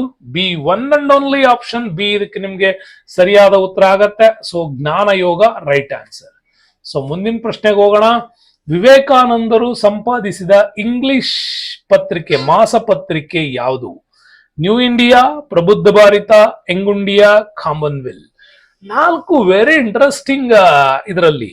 2 ಗಾಂಧೀಜಿದು, 1 ಗಾಂಧೀಜಿದು, 2 ಅನಿ ಬೆಸೆಂಟ್ ಅವ್ರದ್ದು, 1 ವಿವೇಕಾನಂದ ಅವ್ರದ್ದು ಇದೆ. ಹೌದಲ್ವಾ? Exactly right. ವಿವೇಕಾನಂದ ಅವರು ಸಂಪಾದಿಸಿದ ಇಂಗ್ಲಿಷ್ ಮಾಸಪತ್ರಿಕೆನೆ ಪ್ರಬುದ್ಧ ಭಾರತ ಅಂತ ಕರಿತೀವಿ. ಅವೇಕಂಡ್ ಇಂಡಿಯಾ ಅಂತ ಅದು ಇಂಗ್ಲಿಷ್ ಅಲ್ಲಿ ಬರ್ತಾ ಇತ್ತು. ಇದನ್ನ ಕನ್ನಡ ಟ್ರಾನ್ಸ್ಲೇಟ್ ಮಾಡಿದಾಗ ಪ್ರಬುದ್ಧ ಭಾರತ ಅಂತಾನು ಕೂಡ ಬಹಳಷ್ಟು ಕಡೆ ಹೇಳ್ತಾರೆ. ಅದು ಇಂಗ್ಲಿಷ್ ಅಲ್ಲಿ ಬರ್ತಾ ಇದ್ದಂತ ಒಂದು ಮಾಸಪತ್ರಿಕೆ. ಅಲ್ಲಿಗೆ ನಿಮ್ಗೆ ಕಾಮನ್ವೆಲ್ ಇದೆಯಲ್ಲ, ಇದು ಅನಿ ಬೆಸೆಂಟ್ ಅವ್ರು ಬರೀತಾ ಇದ್ರು. ಆಮೇಲೆ ಯಂಗ್ ಇಂಡಿಯಾ ಕೂಡ ಹೌದು. ನ್ಯೂ ಇಂಡಿಯಾ ಅವತ್ತು ಗಾಂಧೀಜಿ ಅವರಿಂದ ಬರ್ತಾ ಇತ್ತು. ಸೊ ಹಿಂಗಾಗಿ ಬಹಳಷ್ಟು ವಿಶೇಷವಾಗಿರ್ತಕ್ಕಂಥ ಪುಸ್ತಕಗಳು, ಪತ್ರಿಕೆಗಳು ಬರ್ತಾ ಇದ್ವು. ಸೊ ನೆಕ್ಸ್ಟ್ ಕ್ವಶನ್ ನಂಬರ್ 29 ಅವನ, ಈ ಕೆಳಗಿನವರಲ್ಲಿ ಕರ್ಮಯೋಗ ಪುಸ್ತಕದ ಲೇಖಕರು ಯಾರು? ಮಾಡ್ತಾ ಇದೀವಿ ನ್ಯಾಷನಲ್ ಯೂತ್ ಡೇ ಸೆಲೆಬ್ರೇಷನ್ ಅಂದಾಗ ನಿಮಗೆ ಗೊತ್ತಿರುತ್ತೆ. ಈ ಕೆಳಗಿನವರಲ್ಲಿ ಯಾರು ಕರ್ಮಯೋಗದ ಬಗ್ಗೆ ಪುಸ್ತಕ ಬರೆದವರು ಅಂದ್ರೆ ಅದು ಸ್ವಾಮಿ ವಿವೇಕಾನಂದ ಅವರು. ಕ್ವಶನ್ ನಂಬರ್ 30 ಬರೋಣ ಸ್ನೇಹಿತರೆ. ಸ್ವಾಮಿ ವಿವೇಕಾನಂದರ ಉತ್ತಮ ಮನಸ್ಸು ಮತ್ತು ದೇಹ ಸಂಪಾದನೆಗಾಗಿ ಮಾಡಬೇಕಾದ ಕರ್ತವ್ಯದ ಬಗ್ಗೆ ಬರೆದಂತ ಪ್ರಮುಖ ಗ್ರಂಥ ಯಾವುದು? ಗೀತಾಂಜಲಿ, ರಾಜಯೋಗ, ಸತ್ಯಾರ್ಥ ಪ್ರಕಾಶ, ಹಿಂದ್ ಸ್ವರಾಜ್. ಇದು ಕೂಡ ಬಹಳ ಡಿಫ್ರೆಂಟ್ ಆಗಿರ್ತಕ್ಕಂಥ ಪ್ರಶ್ನೆ. ಕಷ್ಟ ಏನಿಲ್ಲ, ಇತಿಹಾಸ ಚೆನ್ನಾಗಿ ಓದ್ಕೊಂಡಿದ್ರಿಂದ ಒಂದು ರೌಂಡ್ ಇದು ಬರುತ್ತೆ. ಹಾಗಾಗಿ ಯೋಚನೆ ಮಾಡ್ತಾ ಇರ್ಬೋದು ನೀವು. ಗೀತಾಂಜಲಿನ, ರಾಜಯೋಗನ, ಸತ್ಯಾರ್ಥ ಪ್ರಕಾಶ, ಹಿಂದ್ ಸ್ವರಾಜ್. ಅಲ್ಲಿ ಮೇಲ್ ಪ್ರಶ್ನೆ ನೋಡ್ಕೊಳ್ಳಿ, ದೇಹ ಸಂಪಾದನೆಗಾಗಿ. ಓಕೆ, ನಿಮ್ಗೆ ಒಳ್ಳೆ strong body in a strong mind ಅನ್ನುವಂತ ಈ ಒಂದು ಕರ್ತವ್ಯವನ್ನ ಅವ್ರು ಹೇಳಿದ್ದೆ ಆಪ್ಷನ್ ಬಿ, ರಾಜಯೋಗದಲ್ಲಿ. ಹಾಗಾಗಿ ಗೀತಾಂಜಲಿ ಹೇಳಿದೆ ನಿಮ್ಗೆ, ಸತ್ಯಾರ್ಥ ಪ್ರಕಾಶ್ ಹೇಳಿದೆ. ಹಿಂದ್ ಸ್ವರಾಜ್ ಯಾರ್ದು ಅಂದ್ರೆ ಇದು ಗಾಂಧೀಜಿಯವರು ದಕ್ಷಿಣ ಆಫ್ರಿಕಾದಲ್ಲಿ ಇದ್ದಾಗ ಬರೀತಿದ್ದಂಥದ್ದು. ಹಾಗಾಗಿ ನಿಮ್ಗೆ ಬಿ ಆಪ್ಷನ್ ರೈಟ್ ಆಗುತ್ತೆ. ಕ್ವಶನ್ ನಂಬರ್ 31ಗೆ ಬರೋಣ. ವಿವೇಕಾನಂದ ಅವರು ಬರೆದಂತ ಪರಿವ್ರಾಜಕ ಅನ್ನುವಂಥದ್ದು, ಓಕೆ, ಪರಿವ್ರಾಜಕ ಅನ್ನುವಂತ ಈ ಕೃತಿ ಯಾವ ಭಾಷೆಯಲ್ಲಿ ಬರಿತಾ ಇತ್ತು? ಬೆಂಗಾಲಿ, ಹಿಂದಿ, ಸಂಸ್ಕೃತ, ಕನ್ನಡದಲ್ಲಿ ಅಂತ ನೋಡಿದ್ರೆ ಎಕ್ಸಾಕ್ಟ್ಲಿ ಎ ಆಪ್ಷನ್ ರೈಟ್ ಆಗತ್ತೆ. ಸೊ ಬೆಂಗಾಲಿ ಭಾಷೆಯಲ್ಲಿ ಇವರು ಈ ಪುಸ್ತಕವನ್ನ ಬರೀತಾ ಇದ್ರು. ಸೊ ನೆಕ್ಸ್ಟ್ ಬರೋಣ ಸ್ನೇಹಿತರೆ. ನ್ಯಾಷನಲ್ ಯೂತ್ ಡೇ ನಲ್ಲಿ ಬಹಳಷ್ಟು ಸೆಲೆಬ್ರೇಷನ್ ಮಾಡ್ತಾ ಇದ್ದೀವಿ, ನೆನಪಿರ್ಲಿ. 32ನೇ ಪ್ರಶ್ನೆ, ವಿವೇಕಾನಂದರು ಯಾವ ವಿಶ್ವವಿದ್ಯಾಲಯದಲ್ಲಿ ತತ್ವಶಾಸ್ತ್ರದ ಗೌರವ ಪ್ರಾಧ್ಯಾಪಕರಾಗಿ ಬನ್ನಿ ಅಂತ ಅವ್ರನ್ನ ಆಹ್ವಾನಿಸಲ್ಪಟ್ಟಿದ್ರು? ಹೋಗಿಲ್ಲ ಇವರು, ಆದ್ರೆ ತುಂಬಾ ಸಾರಿ ಅವ್ರಿಗೆ ಆಹ್ವಾನ ಬರ್ತಾನೇ ಇತ್ತು. ದಯವಿಟ್ಟು ನಮ್ಮ ಯೂನಿವರ್ಸಿಟಿಯಲ್ಲಿ ತತ್ವಶಾಸ್ತ್ರದ ಗೌರವ ಪ್ರಾಧ್ಯಾಪಕರಾಗಿ ಬನ್ನಿ ಅಂತ. ವಿದ್ಯಾನಿಕೇತನ್ ವಿಶ್ವವಿದ್ಯಾಲಯ, ಕೇಂಬ್ರಿಡ್ಜ್ ವಿಶ್ವವಿದ್ಯಾಲಯ, ಆಲಿಗಢ್ ವಿಶ್ವವಿದ್ಯಾಲಯ, ಹಾರ್ವರ್ಡ್ ವಿಶ್ವವಿದ್ಯಾಲಯ. 4 ಇದೆ. ಯಾವ್ದು ವಿಶ್ವವಿದ್ಯಾಲಯದಲ್ಲಿ ಇವ್ರನ್ನ ತುಂಬಾನೇ ಕರೀತಾ ಇದ್ರು? A, B, C, D. 4 options. ತುಂಬಾನೇ ಯೋಚನೆ ಮಾಡ್ತಾ ಇರ್ಬೋದು. ಲೈಟಾಗಿ ಒಂದ್ಸರಿ ಯೋಚನೆ ಮಾಡ್ಕೊಳ್ಳಿ ಮನ್ಸಲ್ಲಿ, ಇದೇ ಸರಿ ಇರ್ಬಹುದಾ ಅಂತ. ಅವಾಗ ನಿಮ್ಮನ್ನು ನೀವು ಕ್ರಾಸ್ ಚೆಕ್ ಮಾಡ್ಕೊಂಡ್ರೆ ಗೊತ್ತಾಗತ್ತೆ. ಆಪ್ಷನ್ ಡಿ ಇದಕ್ಕೆ ಸರಿಯಾದ ಉತ್ತರ. ಹಾರ್ವರ್ಡ್ ಯೂನಿವರ್ಸಿಟಿಯಲ್ಲಿ ಇವ್ರನ್ನ ತತ್ವಶಾಸ್ತ್ರದ ಪ್ರಾಧ್ಯಾಪಕರನ್ನಾಗಿ ಆಹ್ವಾನ ಮಾಡಿದ್ರು. ಸೊ ನೆಕ್ಸ್ಟ್ ಬನ್ನಿ ಮುಂದಿನ ಪ್ರಶ್ನೆಗೆ. 33ನೇ ಪ್ರಶ್ನೆ, ವಿವೇಕಾನಂದರು ಲಂಡನ್ ನಲ್ಲಿ ಭೇಟಿಯಾದ ಅವರ ಪ್ರಸಿದ್ಧ ಪಾಶ್ಚಿಮಾತ್ಯ ಶಿಷ್ಯೆ ಯಾರು? Annie Besant, Mother Teresa, Margaret Noble, Madam Blavatsky. ಯಾರು ಇರಬಹುದು ಅಂತ ನೋಡಿದ್ರೆ ಬಹಳ ಆಶ್ಚರ್ಯ ಆಗುತ್ತೆ ನಿಮ್ಗೆ. ಯಾಕೆ ಅಂತಂದ್ರೆ ಇತಿಹಾಸ ತುಂಬಾ ಚೆನ್ನಾಗಿದ್ರೆ ಇದು ಬರಿಬಹುದು ನೀವು. ನೋಡಿ, ಅನಿ ಬೆಸೆಂಟ್, ಮೇಡಮ್ ಬ್ಲಾವೆಟ್ಸ್ಕಿ, ಇವರಿಬ್ರು ಗುರು ಶಿಷ್ಯರು ಇವರು. ಮೇಡಮ್ ಬ್ಲಾವೆಟ್ಸ್ಕಿ ನಿಮಗೆ ಗೊತ್ತಿದೆ, ಥಿಯೋಸಾಫಿಕಲ್ ಸೊಸೈಟಿಯನ್ನ ಸ್ಥಾಪನೆ ಮಾಡಿದಂಥವ್ರು. ಅದರ ಒಂದು ಶಾಖೆಯನ್ನ ಭಾರತಕ್ಕೆ ತಂದವರು ಅನಿ ಬೆಸೆಂಟ್. ಥಿಯೋಸಾಫಿಕಲ್ ಸೊಸೈಟಿಯನ್ನ ಭಾರತಕ್ಕೆ ತರ್ತಾರೆ. ಇಲ್ಲಿ ಹೋಮ್ ರೂಲ್ ಲೀಗ್ ನ ಕೂಡ ಮುಂದುವರ್ಸ್ಕೊಂಡು ಹೋಗ್ತಾರೆ ಅವರು. ಇನ್ನು ಉಳಿದವ್ರು ಇಬ್ರೆ, Mother Teresa, Margaret Noble. Mother Teresa ಹೆಂಗೋ, ಮಾರ್ಗರೆಟ್ ನೋಬಲ್ ಹೆಂಗೆ, ಇವರಲ್ಲಿ ಯಾರು ಲಂಡನ್ ನಲ್ಲಿ ಭೇಟಿಯಾದಂತ ಅವರ ಪ್ರಸಿದ್ಧ ಪಾಶ್ಚಿಮಾತ್ಯ ಶಿಷ್ಯ ಯಾರು ಅಂದ್ರೆ ನಿಮ್ಗೆ ಬಹಳ easy answer. She, Margaret Noble, sister ನಿವೇದಿತಾಳ ಸಹೋದರಿ ಇವಳು. ಹಂಗಾಗಿ ಸಹೋದರಿ ಆಗಿರ್ತಕ್ಕಂಥ ಮಾರ್ಗರೆಟ್ ನೋಬಲ್ ಅವತ್ತು ಲಂಡನ್ ನಲ್ಲಿ ಇವ್ರನ್ನ ಭೇಟಿ ಆಗ್ತಾಳೆ. ಸೊ ನೆಕ್ಸ್ಟ್ ಬೇಡ, ವಿವೇಕಾನಂದರು ಹಿಮಾಲಯದಲ್ಲಿ ಸ್ಥಾಪಿಸಿದ ಅದ್ವೈತ ಆಶ್ರಮ ಎಲ್ಲಿದೆ ಅಂತ. ವಿವೇಕಾನಂದರು ಹಿಮಾಲಯದಲ್ಲಿ ಋಷಿಕೇಶನ, ಮಾಯಾವತಿ ಅಥವಾ ಅಲ್ಮೋರಾ ಅಂತ ಕರಿತೀವಿ, ಹರಿದ್ವಾರ, ಬದ್ರಿನಾಥ್. ಎಲ್ಲಿ ವಿವೇಕಾನಂದರು ಈ 4 ಸ್ಥಳಗಳಲ್ಲಿ ಎಲ್ಲಿ ಈ ಅದ್ವೈತಾಶ್ರಮವನ್ನ ಸ್ಥಾಪನೆ ಮಾಡಿದ್ರು ಅಂತ ನೀವು ನೋಡಿದ್ರೆ ಎಕ್ಸಾಕ್ಟ್ಲಿ ಯೋಚನೆ ಮಾಡಿ. ಋಷಿಕೇಶ್, ಮಾಯಾವತಿ ಅಥವಾ ಅಲ್ಮೋರಾ ಅಂತೀವಿ, ಹರಿದ್ವಾರ್ ಅಥವಾ ಬದ್ರಿನಾಥ್ ಅಂತಂದ್ರೆ ಗೊತ್ತಿರಲಿ ನಿಮ್ಗೆ ಅಲ್ಮೋರಾ ಮಾಯಾವತಿ ಅನ್ನೋ ಹೆಸರು ಕೇಳದೇ ಇದ್ರೆ ಇದು ಉತ್ತರಾಖಂಡ್ ಅಲ್ಲಿ ಬರ್ತಕ್ಕಂಥ ಒಂದು ಉತ್ತರಾಖಂಡ್ ಸ್ಟೇಟಿಗೆ ಸಂಬಂಧಪಟ್ಟಂತದ್ದು ಇದು. ಹಂಗಾಗಿ ಇದೇ ಬಿ ಆಪ್ಷನ್ ನಿಮ್ಗೆ ರೈಟ್ ಆಗುತ್ತೆ. ಮಾಯಾವತಿ ಅಲ್ಮೋರಾ 1899 ಮಾರ್ಚ್ 19ರಂದು ಉತ್ತರಾಖಂಡ್ ರಾಜ್ಯದಲ್ಲಿ ಇವರು ಅದ್ವೈತ್ ಆಶ್ರಮವನ್ನ ಸ್ಥಾಪನೆ ಮಾಡ್ತಾರೆ. ಸೊ ನೆಕ್ಸ್ಟ್ ಬರೋಣ ನ್ಯಾಷನಲ್ ಯೂತ್ ಸೆಲೆಬ್ರೇಷನ್ಸ್ ಅಲ್ಲಿ. ಎಲ್ಲರಿಗೂ ಹ್ಯಾಪಿ ನ್ಯಾಷನಲ್ ಯೂತ್ ಡೇ. ವಿವೇಕಾನಂದರ ಸ್ಫೂರ್ತಿಯಿಂದ ಜಾರ್ಖಂಡ್ ಅಲ್ಲಿ ಸ್ಥಾಪನೆ ಆದ ಪ್ರಸಿದ್ಧ ಉದ್ಯಮ ಯಾವುದು? ಟಾಟಾ ಸ್ಟೀಲ್, ಟಿಸ್ಕೋನಾ, Reliance, Infosys, HAL, Hindustan aeronautics limited. ಅದರಲ್ಲಿ ಡಿ ಆಪ್ಷನ್ ನೀವು ತಕೊಂಡ್ಬಿಡ್ಬೋದು, ಯಾಕಂದ್ರೆ ಇದು ಇರೋದು ಬೆಂಗಳೂರಲ್ಲಿ. Okay, Hindustan aeronautics limited. ಇನ್ನು ಇನ್ಫೋಸಿಸ್ ತೆಗೆದ್ಬಿಡ್ತೀರಾ ನೋಡಿ, ಕೇಳಿರೋದು ಜಾರ್ಖಂಡ್ ರಾಜ್ಯ. ಇನ್ಫೋಸಿಸ್ ಇರ್ತಕ್ಕಂಥದ್ದು ನಿಮ್ಗೆ ಇದು ಕೂಡ ಒಂದ್ ಶಾಖೆ ಬೆಂಗಳೂರು, ಒಂದ್ ಶಾಖೆ ಮುಂಬೈಗೆ ಬರ್ತದೆ. ಸೊ ರಿಲಯನ್ಸ್ ಇದು ಮುಂಬೈಯಲ್ಲಿ ಬರ್ತದೆ, ಧೀರುಭಾಯ್ ಅಂಬಾನಿದು. ಸೊ ನೆಕ್ಸ್ಟ್ ಉಳಿದಿದ್ದು ಒಂದೇ ಟಾಟಾ ಸ್ಟೀಲ್. ಯಾಕೆ ಅಂತಂದ್ರೆ ಜಾಡಿ ಟಾಟಾ ಅವರು ವಿವೇಕಾನಂದರು ನೋಡ್ಬಿಟ್ಟು ಹೇಳ್ತಾರಂತೆ, ಇಲ್ಲ ನನ್ಗೂ ಸನ್ಯಾಸತ್ವ ಕೊಟ್ಬಿಡಿ, ನನ್ಗೆ ಸಾಕಾಗ್ಬಿಡಿದೆ ಬಿಸ್ನೆಸ್ ಅಂತ. ಆಗ ಬೇರೆ ನಮ್ಮ ಇವತ್ತಿನ ಸ್ವಾಮಿಗಳ ತರ ಯಾರ ಇದು ಬಿಟ್ಟಿದ್ರೆ, ಇಲ್ಲ ನೀವು ಹಾಕ್ಬಿಡಿ ದೀಕ್ಷೆ, ತಗೊಂಬಂದ್ಬಿಡಿ ನಿಮ್ ದುಡ್ಡನ್ನ ದಾನ ಮಾಡ್ಬಿಡೋಣ ಅಂದ್ಬಿಡ್ತಿದ್ರು. ಬಟ್ ಅವತ್ತು ಅವ್ರು ಹಂಗ್ ಮಾಡ್ಲಿಲ್ಲ ಸ್ವಾಮಿ ವಿವೇಕಾನಂದರು. ನಾನು ಹುಟ್ಟಿರೋದು ಆಧ್ಯಾತ್ಮಿಕತೆಯ ದೊಡ್ಡ ಜ್ಞಾನವನ್ನ ವಿಶ್ವದಾದ್ಯಂತ ಹೋಗೋದಕ್ಕೆ ಕೆಲಸ. ನಾನೇನ್ ಸ್ವಾಮಿ ಅಲ್ಲ, ಇಲ್ಲಿ ಆಧ್ಯಾತ್ಮಿಕ ವಿಚಾರವನ್ನು ಜಗತ್ತಿಗೆ ಹಂಚ್ತಾ ಇದ್ದೀನಿ. ನೀನ್ ಬಂದಿರೋದು ಕಬ್ಬಿಣದಂತಹ, ಅಂದ್ರೆ ನಮ್ಮ ದೇಶದ ಯುವಕರ ನಾಲೆಡ್ಜ್ ಅನ್ನ ಬಳಸ್ಕೊಂಡು ಅವರಿಗೂ ಕೂಡ ಸದೃಢವಾಗ್ತಕ್ಕಂಥ ಅವರ ಕಬ್ಬಿಣದ ನರವ್ಯೂಹಗಳೇನಿದಾವೆ ಅವುಗಳಿಗೆ ಕ್ರಿಯೇಟಿವಿಟಿ ಕೊಡೋದಕ್ಕಾಗಿನೇ ಬಂದಿದ್ಯಾ, ಅವುಗಳಲ್ಲಿ ಶಕ್ತಿ ತುಂಬೋ ಕೆಲಸ ಮಾಡು ಅಂತ ಹೇಳಿದಾಗ ಅಲ್ಲಿ ಟಾಟಾ ಸ್ಟೀಲ್, ಟಿಸ್ಕೋ ಕೂಡ ಬರುತ್ತೆ. ಬೆಂಗಳೂರಲ್ಲಿ IISc ಅಂತ ಏನ್ ಕರಿತೀವಲ್ಲ, ಇಂಡಿಯನ್ ಇನ್ಸ್ಟಿಟ್ಯೂಟ್ ಆಫ್ ಸೈನ್ಸ್ ಕೂಡ ಸ್ಥಾಪನೆ ಆಗಿದ್ದು ಇದೇ ಟಾಟಾ ಅವರಿಂದ ಬೆಂಗಳೂರಲ್ಲಿ. ಸೊ ಹಾಗಾಗಿ ವೆರಿ ಇಂಪ್ರೆಸ್ ಆಗಿದ್ದು ಎರಡು ವಿಚಾರ. ನೆಕ್ಸ್ಟ್ ಬರೋಣ, ಟಾಟಾ ಸ್ಟೀಲ್. ಜಮ್ಶೆಡ್ಜಿ ಟಾಟಾ ಅವರು ವಿವೇಕಾನಂದರಿಂದ ಸ್ಫೂರ್ತಿ ಪಡ್ಕೊಂಡಿದ್ರು. ಇನ್ನು ವಿವೇಕಾನಂದರ ಆಧ್ಯಾತ್ಮ ವಿಚಾರಗಳು ತುಂಬಾನೇ ಸ್ಟ್ರಾಂಗೆಸ್ಟ್ ಆಗಿದೆ. ಬನ್ನಿ ಇದ್ರ ಮೇಲೆ ಏನೇನು ಪ್ರಶ್ನೆಗಳಿದೆ ನೋಡೋಣ. 36ನೇ ಪ್ರಶ್ನೆ, ಸ್ವಾಮಿ ವಿವೇಕಾನಂದರು ಸಾರಿದ ಮುಖ್ಯ ತತ್ವ ಏನು? ಧರ್ಮಾಂತರ ಆಗ್ಬೇಕಂತರ, ಸನ್ಯಾಸ ಮಾತ್ರ ಸ್ವೀಕಾರ ಮಾಡಿ, ಸೇವೆಯೇ ಧರ್ಮ, ವೈರಾಗ್ಯ ಮಾತ್ರ. ಸೊ ಯಾವುದು ಇವರು ಸಾರಿದ ಮುಖ್ಯ ತತ್ವ ಅಂದ್ರೆ ABCD. ಯೋಚನೆ ಮಾಡಿ ಸುಮ್ಮನೆ. ಧರ್ಮಾಂತರ ಆಗೋದ್ರಿಂದ ಪರಿವರ್ತನೆಗಳು, ಸನ್ಯಾಸ ಸ್ವೀಕರಿಸ್ತೀರಾ, ಅಥವಾ ಸೇವೆಯೇ ಧರ್ಮ ಅಂತೇಳಿ ದುಡಿತೀರಾ, ಅಥವಾ ವೈರಾಗ್ಯ ಮಾತ್ರನ ಅಂತ. ಸೊ ಅಲ್ಲಿ ಆಪ್ಷನ್ ನಿಮ್ಗೆ ಸಿ ರೈಟ್. ಸೇವೆಯನ್ನ ಎಷ್ಟು ಚೆನ್ನಾಗಿ ಮಾಡ್ತಿರೋ ಅದೇ ಧರ್ಮ ಅಂತ. ಹಂಗಾಗಿ ಬಸವಣ್ಣವರು ಕೂಡ ಹೇಳಿದ್ದು, ನಿಮ್ಮಲ್ಲಿ ಶ್ರಮದ ಆಧಾರದ ಮೇಲೆ ಅವ್ರು ಹೇಳ್ತಾರೆ ಎಲ್ಲದನ್ನೂ ಕೂಡ, ನೀವು ಹಾಕುವ ಅತ್ಯುತ್ತಮ ಶ್ರಮವೇ ನಿಮ್ಮ ಧರ್ಮ ಅಂತ. ಕಾಯಕವೇ ಕೈಲಾಸ ಅಂತ ಅದಕ್ಕೆ ಹೇಳಿದ್ದು. ನೆಕ್ಸ್ಟ್ ಬರೋಣ, ಇವರ ಆಧ್ಯಾತ್ಮದಲ್ಲಿ ನೆಕ್ಸ್ಟ್, ಸ್ವಾಮಿ ವಿವೇಕಾನಂದರು ಯಾವ ವೇದಾಂತ ತತ್ವವನ್ನ ಹೆಚ್ಚು ಪ್ರಸಾರ ಮಾಡಿದ್ರು? ಈಗ ಆಲ್ರೆಡಿ ನಿಮ್ಗೆ ಅದು ಹೇಳಿದೀನಿ ನಾನು. ಮಾಯಾವತಿ ಅಲ್ಮೋರಾದೆಲ್ಲ ಸಂಘಟನೆ ಮಾಡಿದ್ರಿಂದ ಅರ್ಥ ಆಗಿರ್ಬೋದು. ದ್ವೈತ, ವಿಶಿಷ್ಟಾದ್ವೈತ, ಅದ್ವೈತ, ಶುದ್ಧಾದ್ವೈತ ಅಂದ್ರೆ, ಸೊ ಇವರು ಪ್ರಚಾರ ಮಾಡಿದ್ದು ಅದ್ವೈತ. ಶಂಕರಾಚಾರ್ಯರಿಂದ ಪ್ರಕೃತಿಗೊಂಡಂತಹ ಒಂದು ಅದ್ಭುತವಾದಂತಹ ವೇದಾಂತ ಅದು ಅದ್ವೈತ, ಅದನ್ನ ಇವರು ಪ್ರಚಾರ ಮಾಡ್ತಾರೆ. ಸೊ ನೆಕ್ಸ್ಟ್ ಬರೋಣ, ಸ್ವಾಮಿ ವಿವೇಕಾನಂದರ ಅಭಿಪ್ರಾಯದಲ್ಲಿ ಭಾರತದ ಪುನರುತ್ಥಾನದ ಮೂಲ ಎಲ್ಲಿದೆ ಅಂತ ಕೇಳ್ತಾರೆ. ಪುನರುತ್ಥಾನದ ಮೂಲ ಯಾವುದು? ರೀಕ್ರಿಯೇಷನ್, ಅಥವಾ ನಾವೇನ್ ಹೇಳ್ತೀವಿ ಅಂತಂದ್ರೆ ರೀಬರ್ತ್ ಅಂತ, ಅಥವಾ ನವ ರೀತಿಯಲ್ಲಿ ಉತ್ಪಾದನೆಗೊಳ್ಳೋದು ಯಾವುದು? ರಾಜಕೀಯ ಕ್ರಾಂತಿ, ಆಧ್ಯಾತ್ಮಿಕ ಕ್ರಾಂತಿ, ಕೈಗಾರಿಕೀಕರಣ, ಪಾಶ್ಚಾತ್ಯೀಕರಣ, ಯಾವ್ದ್ರಲ್ಲಿದೆ ಭಾರತದ ಪುನರುತ್ಥಾನದ ಮೂಲ? ರಿನೈನ್ಸೆನ್ಸ್ ಅಂತ ಏನ್ ಪದ ಬಳಸ್ತೀವಲ್ಲ, ಇಂಡಿಯನ್ ರಿನೈನ್ಸೆನ್ಸ್ ನ ಮೂಲ ಎಲ್ಲಿದೆ ಅಂತ ಅವ್ರು ಕೇಳ್ತಾರೆ. ABCD ಇದೆ.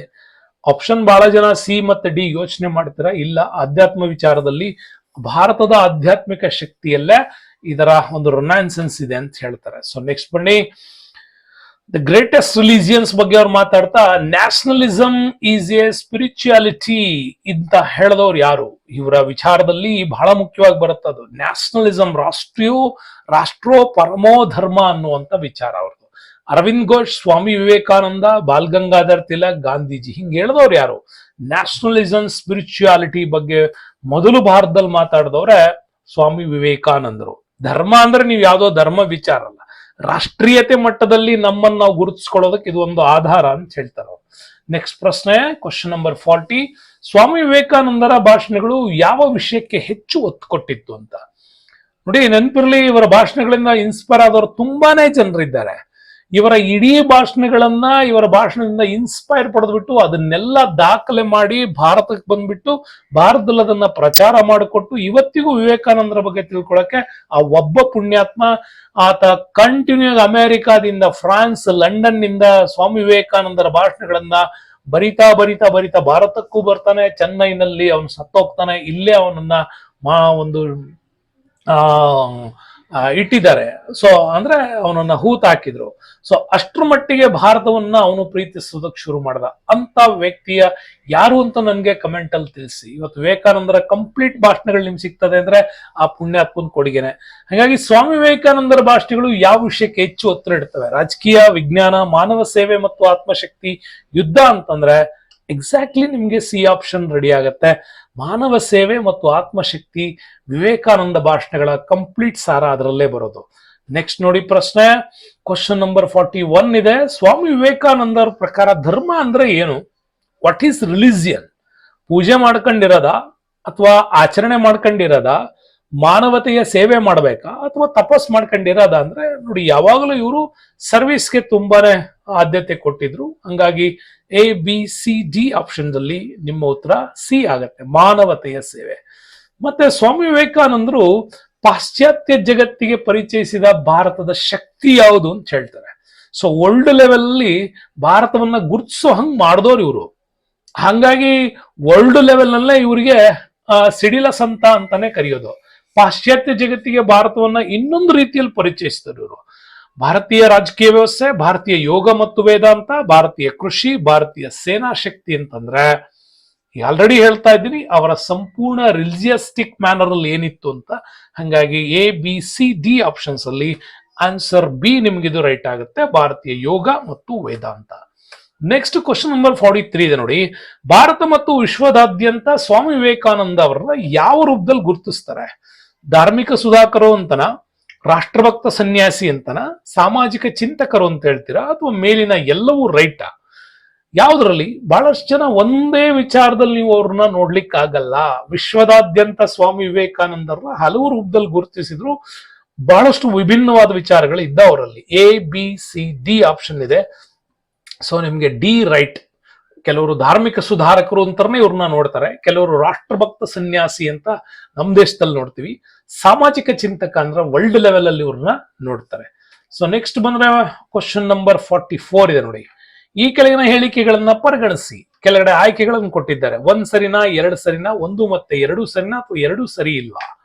ಸ್ವಾಮಿ ವಿವೇಕಾನಂದರು ಪ್ರಾಯೋಗಿಕ ವೇದಾಂತಕ್ಕೆ ಹೆಚ್ಚು ಒತ್ತು ಕೊಟ್ಟಿದ್ರು. ಸೆಂಟೆನ್ಸ್ 2 ಇದೆ ನೋಡಿ. ಮಾನವ ಸೇವೆಯನ್ನ ದೇವರ ಸೇವೆ ಅಂತೇಳಿ ಅವರು ಭಾವಿಸ್ತಾರೆ. ಹಂಗಾಗಿ ಮಾನವನ ಸೇವೆ ದೇವರ ಸೇವೆ ಅಂತ ಭಾವಿಸೋದು. ಸ್ವಾಮಿ ವಿವೇಕಾನಂದರು ನೀವು ಪ್ರಾಯೋಗಿಕವಾಗಿ ಅಂದ್ರೆ ಕಾರ್ಯಪ್ರವೃತ್ತರಾಗಿ ನೀವು ವೇದಾಂತವನ್ನ ಜಾರಿಗೆ ತರುವಂತ ಪ್ರಯತ್ನ ಮಾಡಿದಂಥವ್ರು. ಹಂಗಾಗಿ 2 ಸೆಂಟೆನ್ಸ್ ನೋಡಿದ್ರೆ ಯಾವ್ದು ಆನ್ಸರ್ ಇರ್ಬೋದು? 1 ಮಾತ್ರ ಸರಿ, 2 ತಪ್ಪ, ಅಥವಾ 2 ಮಾತ್ರ ಸರಿ, 1 ತಪ್ಪ, ಅಥವಾ 1 2 2 ಸರಿ ಇದೆಯಾ, ಅಥವಾ 2 ಸರಿ ಇಲ್ವಾ ಅಂತಂದ್ರೆ ಎಕ್ಸಾಕ್ಟ್ಲಿ ಸಿ ಆಪ್ಷನ್ ರೈಟ್. 1 ಮತ್ತೆ 2 ಕೂಡ ಸರಿನೇ. ಅವರು ಯಾವಾಗಲೂ ಸರ್ವಿಸ್ ಅಲ್ಲಿ ಅವರು ಪ್ರಾಯೋಗಿಕತೆಯನ್ನು ಯಾವತ್ತೂ ತಂದವರು. ಕ್ವಶನ್ ನಂಬರ್ 45 ಇದೆ ನೋಡಿ. ಸ್ವಾಮಿ ವಿವೇಕಾನಂದರು ರಾಷ್ಟ್ರ ನಿರ್ಮಾಣದಲ್ಲಿ ಯುವಕರ ಪಾತ್ರಕ್ಕೆ ಮಹತ್ವ ನೀಡಿದ್ರು. ಅವರ ಪ್ರಕಾರ ರಾಷ್ಟ್ರ ಭಾವನೆಯ ಆಧ್ಯಾತ್ಮಿಕ ಮೂಲ ಅಂತ ಅವ್ರು ಹೇಳ್ತಾರೆ. ಯಾವಾಗಲೂ ದೇಶ ಕಟ್ಟುವ ವಿಚಾರದಲ್ಲಿ ನನಗೊಂದಿಷ್ಟು ಹುಡುಗರನ್ನ ಕೊಟ್ಬಿಟ್ರೆ ಅವ್ರನ್ನೆಲ್ಲ ರಾಷ್ಟ್ರಭಕ್ತರ ಲೆವೆಲ್ ಮಾಡಿಟ್ಟು ಬಿಡ್ತೀನಿ ಅಂತ ಅಷ್ಟೊಂದು ಧೈರ್ಯ ಇತ್ತು ಅವ್ರಿಗೆ. ಅದರಲ್ಲಿ ಯಾವುದು ಸರಿ? ಅವರ ಪ್ರಕಾರ ರಾಷ್ಟ್ರ ಭಾವನೆಯ ಆಧ್ಯಾತ್ಮಿಕತೆ ಅಂತನ ಅಥವಾ ರಾಷ್ಟ್ರ ನಿರ್ಮಾಣದಲ್ಲಿ ಯುವಕರು ಬೇಕು ಅಂತ ಹೇಳಿದ್ದ ಅಂತಂದ್ರೆ ಸೊ ಇದಕ್ಕೂ ಕೂಡ ಅಷ್ಟೇ. ಆಪ್ಷನ್ ಸಿ 1 ಮತ್ತು 2 ಎರಡೂ ಕೂಡ ಸರಿ ಆಗುತ್ತೆ. ನ್ಯಾಷನಲ್ ಯೂತ್ಸ್ ಡೇ ನಲ್ಲಿ ಇವತ್ತು 46 ಕ್ವಶನ್. ಈ ಕೆಳಗೆ ನೀಡಿರುವ ಯಾವ ದೇಶಗಳಿಗೆ ಸ್ವಾಮಿ ವಿವೇಕಾನಂದರು ಭೇಟಿ ಕೊಟ್ಟಿದ್ರು? ಅಮೆರಿಕಕ್ಕ, ಬ್ರಿಟನ್, ಜಪಾನ್, ಫ್ರಾನ್ಸ್. ಸರಿಯಾದ ಉತ್ತರವನ್ನು ಆಯ್ಕೆ ಮಾಡಿ. 1 ಮಾತ್ರ ಅಮೆರಿಕಕ್ಕೆ ಮಾತ್ರ ಹೋಗಿದ್ರು ಅಂತನ, ಅಥವಾ ಅಮೆರಿಕ ಮತ್ತೆ ಬ್ರಿಟನ್ಗೆ ಹೋಗಿದ್ರು ಅಂತನ, ಅಥವಾ ಅಮೆರಿಕ ಮತ್ತೆ ಜಪಾನ್ಗೆ ಹೋಗಿದ್ರು ಅಂತನ, ಅಥವಾ ಅಮೆರಿಕ, ಬ್ರಿಟನ್, ಜಪಾನ್, ಫ್ರಾನ್ಸ್. ನೋಡಿ, ಸ್ವಾಮಿ ವಿವೇಕಾನಂದರು ಯುರೋಪಿನ ಬಹಳಷ್ಟು ದೇಶಗಳಿಗೂ, ಏಷ್ಯನ್ ಕಂಟ್ರಿಗಳಿಗೂ, ಅಮೆರಿಕನ್ ಕಂಟ್ರಿಗಳಿಗೂ ಹೋಗಿದ್ದಾರೆ. ಕೊಟ್ಟಿರೋ 4 ದೇಶ ಮಾತ್ರ ಕೊಟ್ಟಿದ್ದಾರೆ ಅಷ್ಟೇ. ಬಹಳಷ್ಟು ದೇಶಗಳಿಗೆ ಇವರ ಸಂಘಟನೆಗಳು ಮುಖಾಂತರ ಹೋರಾಟ ಮಾಡಿದ್ದಿದೆ. ಸೊ ಆಪ್ಷನ್ ಡಿ ನಿಮ್ಗೆ ರೈಟ್ ಆಗುತ್ತೆ. ಈ 4 ದೇಶಗಳಿಗೂ ಕೂಡ ಅವರು ಹೋಗಿದ್ದಾರೆ. ಸೊ ನೆಕ್ಸ್ಟ್ ಬರೋಣ. ಬಹಳ ಇಂಪಾರ್ಟೆಂಟ್ 47. ಸ್ವಾಮಿ ವಿವೇಕಾನಂದರ ಪ್ರಕಾರ ಶಿಕ್ಷಣದ ಮುಖ್ಯ ಉದ್ದೇಶ ಏನು? ನೀವು ಯಾಕೆ ಎಜುಕೇಶನ್ಸ್ ಕೊಡಬೇಕು ಅಂತ ಹೇಳ್ತಾರೆ? ಉದ್ಯೋಗ ಸೃಷ್ಟಿ ಮಾಡೋದಕ್ಕ, ಅಥವಾ ಅವನ ಪರ್ಸನಾಲಿಟಿ ಡೆವಲಪ್ಮೆಂಟ್ ಮಾಡ್ಬೇಕಾ, ಅವನ ವೈಯಕ್ತಿಕ ನಿರ್ಮಾಣ, ವ್ಯಕ್ತಿತ್ವ ನಿರ್ಮಾಣ, ಅವನ ಪೊಲಿಟಿಕಲ್ ಜಾಗೃತಿ ಅಂದ್ರೆ ಅವನ ರಾಜಕೀಯ ಜಾಗೃತಿ ಮಾಡ್ತೀರಾ, ಅಥವಾ ಅವನೊಬ್ಬ ಇಂಡಸ್ಟ್ರಿಯಲ್ ಡೆವಲಪ್ಮೆಂಟ್ ಆಗ್ತಾನೆ ಅಂತೇಳಿ ಅವನಿಗೆ ಶಿಕ್ಷಣ ಕೊಡ್ತಾ ಇದ್ದೀರಾ? ಉದ್ಯೋಗ ಸೃಷ್ಟಿ, ವ್ಯಕ್ತಿತ್ವ ನಿರ್ಮಾಣ, ರಾಜಕೀಯ ಜಾಗೃತಿ, ಕೈಗಾರಿಕಾ ಅಭಿವೃದ್ಧಿ ಎಲ್ಲರಿಗೂ ಗೊತ್ತು. ಯಾಕಂದ್ರೆ strong body in a strong mind ಇದ್ದಾಗ ಈ ದೇಶವನ್ನು ಹೆಂಗ್ ಬೇಕೋ ಹಂಗೆ ಕಟ್ತಾನೆ ಅಂತ. ಚಾಣಕ್ಯ ಅವಾಗಲೇ ಹೇಳಿದ್ನಲ್ಲ, ಇಸ್ ದೇಶ್ ಕ ಭವಿಷ್ಯ ಶಿಕ್ಷಕ್ಕೆ ಹಾತ್ ಮೇ ಹೋತಾ ಹೇ ಅಂತ. ಹಂಗಾಗಿ ಇಲ್ಲಿ ವ್ಯಕ್ತಿತ್ವ ನಿರ್ಮಾಣಕ್ಕಾಗಿನೇ ಅವ್ರ ಪ್ರಕಾರ ಆನ್ಸರ್ ಆಗಿತ್ತದು, B option. Next question number 48 ಬರೋಣ. ಸ್ವಾಮಿ ವಿವೇಕಾನಂದವ್ರನ್ನ ಮುಖ್ಯವಾಗಿ ಯಾವ ಕ್ಷೇತ್ರದಲ್ಲಿ ಗುರುತಿಸ್ಕೋತಾರೆ? ರೈತ ಚಳವಳಿ ವಿಚಾರದಲ್ಲ, ಧಾರ್ಮಿಕ ರಾಷ್ಟ್ರವಾದ, ಕ್ರಾಂತಿಕಾರಿ ಉಗ್ರವಾದ, ಕಾರ್ಮಿಕ ಸಂಘಟನೆ. ಅಂದ್ರೆ ವೆರಿ ಈಸಿಯೆಸ್ಟ್ ಪ್ರಶ್ನೆ. ರೈತ ಚಳವಳಿ ಅಂತೂ ಅಲ್ಲ, ಕ್ರಾಂತಿಕಾರಿ ಉಗ್ರವಾದ ಇಲ್ಲ, ಸೊ ಕಾರ್ಮಿಕ ಸಂಘಟನೆ ಅಂತೂ ಇಲ್ಲ. ಸೊ ಬರೋದು ಒಂದೇ, ಧಾರ್ಮಿಕ ರಾಷ್ಟ್ರವಾದದಲ್ಲಿ ಅವ್ರದ್ದು ಯಾವತ್ತು ಚಿಂತನೆಗಳಿದೆ. ಇನ್ನು ಇಂಪಾರ್ಟೆಂಟ್ ಆಗಿ 49ನೇ ಪ್ರಶ್ನೆ ನೋಡಿ, ಇದು ಬಹಳಷ್ಟು ಇಂಟ್ರೆಸ್ಟಿಂಗ್ ಪ್ರಶ್ನೆ ಇದು. ವಿವೇಕಾನಂದರ ಸ್ಮರಣಾರ್ಥ ಕನ್ಯಾಕುಮಾರಿಯಲ್ಲಿ ವಿವೇಕಾನಂದ ಶಿಲಾ ಸ್ಮಾರಕವನ್ನ 1970ರಲ್ಲಿ ರಚನೆ ಮಾಡ್ತಾರೆ. ರಚನೆ ಮಾಡೋದಕ್ಕೆ ನಮ್ಮ ಸಂಸತ್ ಲೆವೆಲ್ ಅಲ್ಲಿ ಜಗಳ ಆಗಿತ್ತು. ಹೆಚ್ಚು ಕಡಿಮೆ 10 ವರ್ಷ ನಡೆದಿತ್ತು ಜಗಳ. ಕಟ್ಟಬೇಕಾ ಬೇಡವಾ ಅಂತ. ಆದ್ರೂ ಕಟ್ತಾರೆ. ಹಾಗೆ ಶ್ರಮಿಸಿದವ್ರು ಯಾರು ಇದಕ್ಕೆ? ಏಕನಾಥ್ ರಾನಡೆ, ಏಕನಾಥ್ ಶಿಂದೆ, ಏಕೋಜಿ ಸಿನ್ಹಾ, ಶಿವಾಜಿ ಮಹಾರಾಜ್ ಅಂತಿದೆ. ಸೊ ಡಿ ಆಪ್ಷನ್ ತೆಗೆದುಬಿಡಿ. ಶಿವಾಜಿ ಮಹಾರಾಜ್ ಅಂತೂ 1970ಯಲ್ಲಿ ಇರ್ಲಿಲ್ಲ. ಇನ್ನು 3 ಜನ ಸಿಗ್ತಾರೆ ನಮ್ಗೆ, ಏಕನಾಥ್ ರಾನಡೆ, ಏಕನಾಥ್ ಶಿಂದೆ, ಏಕೋಜಿ ಸಿನ್ಹಾ.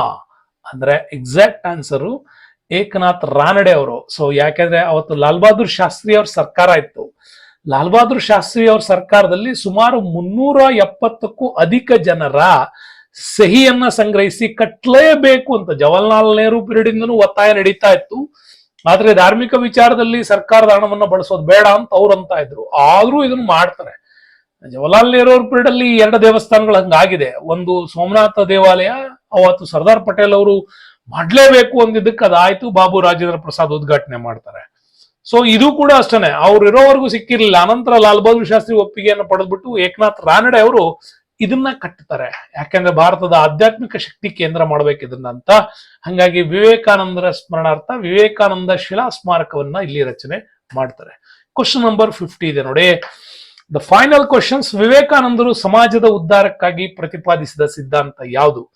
ಪ್ರಾಯೋಗಿಕ ವೇದಾಂತ, ವಿಶಿಷ್ಟ ದ್ವೈತ, ಶಕ್ತಿ ಮತ್ತು ಬಲ, ಮನೋಬಲ. ಈಗ ಆಲ್ರೆಡಿ ಹೇಳಿದೀನಿ, ಕಾರ್ಯಕ್ರಮದಲ್ಲಿ ಪೂರ್ಣವಾಗಿ ನೀವು ಯೋಜನೆ ಮಾಡಿದ್ರೆ ಬರುತ್ತೆ. ಪ್ರಾಯೋಗಿಕ ವೇದಾಂತ, ಪ್ರಾಕ್ಟಿಕಲ್ ವೇದಾಂತವನ್ನ ಇವರು ಸಮಾಜದ ಉದ್ಧಾರಕ್ಕಾಗಿ ಬಳಸಿದ್ರು. ಇಷ್ಟು ಸುದೀರ್ಘವಾದಂತ 50 ಪ್ರಶ್ನೆಗಳನ್ನ ನಿಮ್ಗೋಸ್ಕರ ಹೇಳ್ಕೊಡುವಂತ ಪ್ರಯತ್ನ ಮಾಡಿದೀನಿ. ಆ ಪ್ರಯತ್ನದಲ್ಲಿ ನೀವು ಸಕ್ಸಸ್ ಕೂಡ ಆಗಿರ್ತೀರಾ. 51ನೇ ಪ್ರಶ್ನೆ ಕೂಡ ಹೇಳ್ತಾ ಇದ್ರು ನೋಡಿ. ವಿವೇಕಾನಂದರು ಲಂಡನ್ ನಲ್ಲಿ ಭೇಟಿಯಾದಂತಹ ಪ್ರಸಿದ್ಧ ಜರ್ಮನ್ ಸಂಸ್ಕೃತ ವಿದ್ವಾಂಸ ಯಾರು? Edmund Burk, Max Muller, William Harvey, Douglas bureau. ನೋಡಿ, ಇಲ್ಲಿ ಜರ್ಮನ್ ಸಂಸ್ಕೃತ ಅಂತ ಕೊಟ್ಟಿದ್ದೀನಿ. ಭಾರತಕ್ಕೆ ಆರ್ಯರು ಎಲ್ಲಿಂದ ಬಂದ್ರು ಅಂತ ಹೇಳಿದವರು ಯಾರು? ಅವರೇ ಮ್ಯಾಕ್ಸ್ ಮುಲ್ಲರ್ ಅವರು. ಹಾಗಾಗಿ ನೆನ್ಪಿಟ್ಕೊಳ್ಳಿ, 51ನೇ ಪ್ರಶ್ನೆಗೆ ಸರಿಯಾದ ಉತ್ತರ ಮ್ಯಾಕ್ಸ್ ಮುಲ್ಲರ್ ಇಲ್ಲಿ ರೈಟ್ ಆಗತ್ತೆ. ಹಾಗಾಗಿ ಮ್ಯಾಕ್ಸ್ ಮುಲ್ಲರ್ ಅವರು ಲಂಡನ್ ನಲ್ಲಿ ಭೇಟಿಯಾಗಿರ್ತಕ್ಕಂಥ ಪ್ರಸಿದ್ಧ ಸಂಸ್ಕೃತ ವಿದ್ವಾಂಸ ಆಗಿದ್ರು. ಇನ್ನು 52ನೇ ಪ್ರಶ್ನೆ. ಭಾರತದ ಭವಿಷ್ಯವು ಅದರ ಹಳ್ಳಿಗಳಲ್ಲಿದೆ ಅಂತ ಹೇಳಿದವರು ಯಾರು? ಗೋಪಾಲ್ ಕೃಷ್ಣ ಗೋಖಲೆ, ಬಾಲ್ ಗಂಗಾಧರ್ ತಿಲಕ್, ಮಹಾತ್ಮ ಗಾಂಧೀಜಿ, ಸ್ವಾಮಿ ವಿವೇಕಾನಂದ. ಅಂದ್ರೆ ಯೂತ್ ಡೇ ಸೆಲೆಬ್ರೇಷನ್ ಮಾಡ್ತಾ ಇದ್ವಿ, ಅವರೇ ಹೇಳಿರ್ತಾರೆ ಸ್ವಾಮಿ ವಿವೇಕಾನಂದರು ಭಾರತದ ಭವಿಷ್ಯ ಎಲ್ಲಿದೆ ಅಂದ್ರೆ ನಮ್ಮ ಹಳ್ಳಿಗಳಲ್ಲಿದೆ ಅಂತ ಹೇಳಿದವರು. ಇನ್ನು ನೆಕ್ಸ್ಟ್ 53ನೇ ಪ್ರಶ್ನೆ ಹೇಳ್ತಾರೆ. ವಿವೇಕಾನಂದ ಅವರ ಮೇಲೆ ಪ್ರಭಾವ ಬೀರಿದಂತ ಪಾಶ್ಚಿಮಾತ್ಯ ತತ್ವಜ್ಞಾನಿ ಯಾರು? William Shakespeare, Herbert Spencer, Nelson Mandela, Aristotle. ಯಾರಿರ್ಬೋದು? ಒಬ್ಬ ಪಾಶ್ಚಿಮಾತ್ಯ ತತ್ವಜ್ಞಾನಿ ಇವ್ರ ಮೇಲೆ ತುಂಬಾ ಪ್ರಭಾವ ಬೀರ್ತಾರೆ. ಅವ್ರ ಪುಸ್ತಕಗಳನ್ನು ತುಂಬಾನೇ ಡೀಟೇಲ್ ಆಗಿ ಓದ್ತಾರೆ. ಸಮಾಜ ಪರಿವರ್ತನೆಗಳಲ್ಲಿ ಅವ್ರ ಹೆಸರು. ಹಂಗಾಗಿ ಸಮಾಜಶಾಸ್ತ್ರದಲ್ಲಿ ಬರುವಂತ ಒಬ್ಬ ಶ್ರೇಷ್ಠ ವ್ಯಕ್ತಿ ಅಂದ್ರೆ ಅವರೇನೆ ಆಪ್ಷನ್ ಬಿ ನಿಮ್ಗೆ ಹರ್ಬರ್ಟ್ ಸ್ಪೆನ್ಸರ್ ಅವರು ಇವ್ರ ಮೇಲೆ ತುಂಬಾನೇ ಪ್ರಭಾವ ಬೀರಿದಂತವ್ರು. ನೆಕ್ಸ್ಟ್ ಬೇಡ.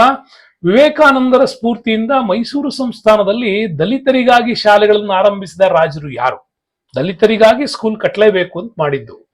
10ನೇ ಚಾಮರಾಜೇಂದ್ರ, ಚಿಕ್ಕದೇವರಾಜ ಒಡೆಯರ್, ನಾಲ್ವಡಿ ಕೃಷ್ಣರಾಜ ಒಡೆಯರ್, ದೊಡ್ಡ ದೇವರಾಜ ಒಡೆಯರ್. ನೋಡಿದ್ರೆ ನಿಮ್ಗೆ ಎಕ್ಸಾಕ್ಟ್ ಗೊತ್ತಾಗುತ್ತೆ. ಸೊ ಇವ್ರು ಭೇಟಿ ನೀಡಿದ್ದು ಶೇಷಾದ್ರಿ ಅಯ್ಯರ್ ಅವ್ರ ಟೈಮ್ ಅದು. ಹಂಗಾಗಿ 10ನೇ ಚಾಮರಾಜೇಂದ್ರ ಒಡೆಯರ್ ಇವರ ಕಾಲದಲ್ಲೇನೆ, ಶೇಷಾದ್ರಿ ಅಯ್ಯರ್ ಅವ್ರ ದಿವಾನ್ರಾಗಿದ್ದಾಗ್ಲೇನೆ ಇವರು ಚಿಕಾಗೋಗೆ ಹೋಗೋದಕ್ಕೆ ದೊಡ್ಡ ಹೆಲ್ಪ್ ಕೂಡ ಆಗಿತ್ತು. ಹಂಗಾಗಿ ಇವರ ಸ್ಫೂರ್ತಿನೇ ದಲಿತರಿಗಾಗಿ ಶಾಲೆಗಳನ್ನು ತೆಗಿಬೇಕು ಅನ್ನೋದು ಇಲ್ಲಿಂದ ರೂಢಿಗೆ ಬಂತು. 55ನೇ ಪ್ರಶ್ನೆ, ವಿವೇಕಾನಂದರು ಯಾವ ವರ್ಷದಲ್ಲಿ ಮಹಾಸಮಾಧಿಯನ್ನ ಹೊಂದಿದ್ರು ಅಂತ. 1900, 902, 905, 910 ಅಂತಂದ್ರೆ ಎಕ್ಸಾಕ್ಟ್ಲಿ ನಿಮಗೆ ಗೊತ್ತಿರಲಿ, 39 ವರ್ಷ ಆಗಿದ್ದಾಗ 1902 ಜುಲೈ 4 ಬೇಲೂರು ಮಠದಲ್ಲಿ ಅವತ್ತು ಅವರು ಸಮಾಧಿ ಯೋಗದ ಮುಖಾಂತರವಾಗಿ ಮರಣ ಹೊಂದಿದ್ರು ಅಂತ ಕೂಡ ಹೇಳಲಾಗತ್ತೆ. ಹಾಗಾಗಿ ಇಷ್ಟು ಪರಿಪೂರ್ಣವಾಗಿರ್ತಕ್ಕಂಥ 55 ಪ್ರಶ್ನೆಗಳ ಒಂದು ಸಮಗ್ರ ಸ್ವಾಮಿ ವಿವೇಕಾನಂದರ ಒಂದು ಇನ್ನೊಂದು ದೃಷ್ಟಿಕೋನದಲ್ಲಿ ಎಕ್ಸಾಮ್ ಪಾಯಿಂಟ್ ಆಫ್ ವ್ಯೂ ಅಲ್ಲಿ ನಿಮ್ಗೆ ಹೇಳ್ಕೊಟ್ಟಿದ್ದೀನಿ. ಕಾಣ್ತಾ ಇರೋ QR ಕೋಡ್ ನ ಸ್ಕ್ಯಾನ್ ಮಾಡೋದ್ರ ಮುಖಾಂತರ ಚಾನಲ್ಗೆ ದೊಡ್ಡ ಮಟ್ಟದ ಹೆಲ್ಪ್ ಮಾಡ್ತೀನಿ ಅಂತ ಅನ್ಕೊಂಡಿದೀನಿ. ಚಾನಲ್ಗೆ ಧನ್ಯವಾದಗಳನ್ನು ಹೇಳಿ, ಜೊತೆಗೆ ಶೇರ್ ಮಾಡಿ, ಲೈಕ್ ಮಾಡಿ, ಯೂತ್ ಡೇ ಸೆಲೆಬ್ರೇಷನ್ಸ್ ಅನ್ನ ಎಂಜಾಯ್ ಮಾಡಿ ಅಂತ ಹೇಳ್ತಾ, ಇದನ್ನ ನಿಜವಾಗ್ಲೂ ಇಷ್ಟ ಆಗಿದ್ರೆ ನಿಮ್ಮ ಸ್ನೇಹಿತರಿಗೆ ಶೇರ್ ಮಾಡಿ. ನಿಮ್ಮೆಲ್ಲ ಗೂಗಲ್ ಅಥವಾ ನಿಮ್ಮೆಲ್ಲ ವಾಟ್ಸಪ್ ಸಂಖ್ಯೆಗಳಿಗೆ, ಗ್ರೂಪ್ಗಳಿಗೆ ಇದನ್ನ ಶೇರ್ ಮಾಡ್ತೀರಾ ಅಂತ ಹೇಳ್ತಾ ವಿಡಿಯೋಕ್ಕೆ ಧನ್ಯವಾದಗಳು. ಮುಂದಿನ ವಿಡಿಯೋದಲ್ಲಿ ಮತ್ತೆ ಸಿಗೋಣ. ಅಲ್ಲಿವರೆಗೂ stay with us. Ramesh, thank you, bye.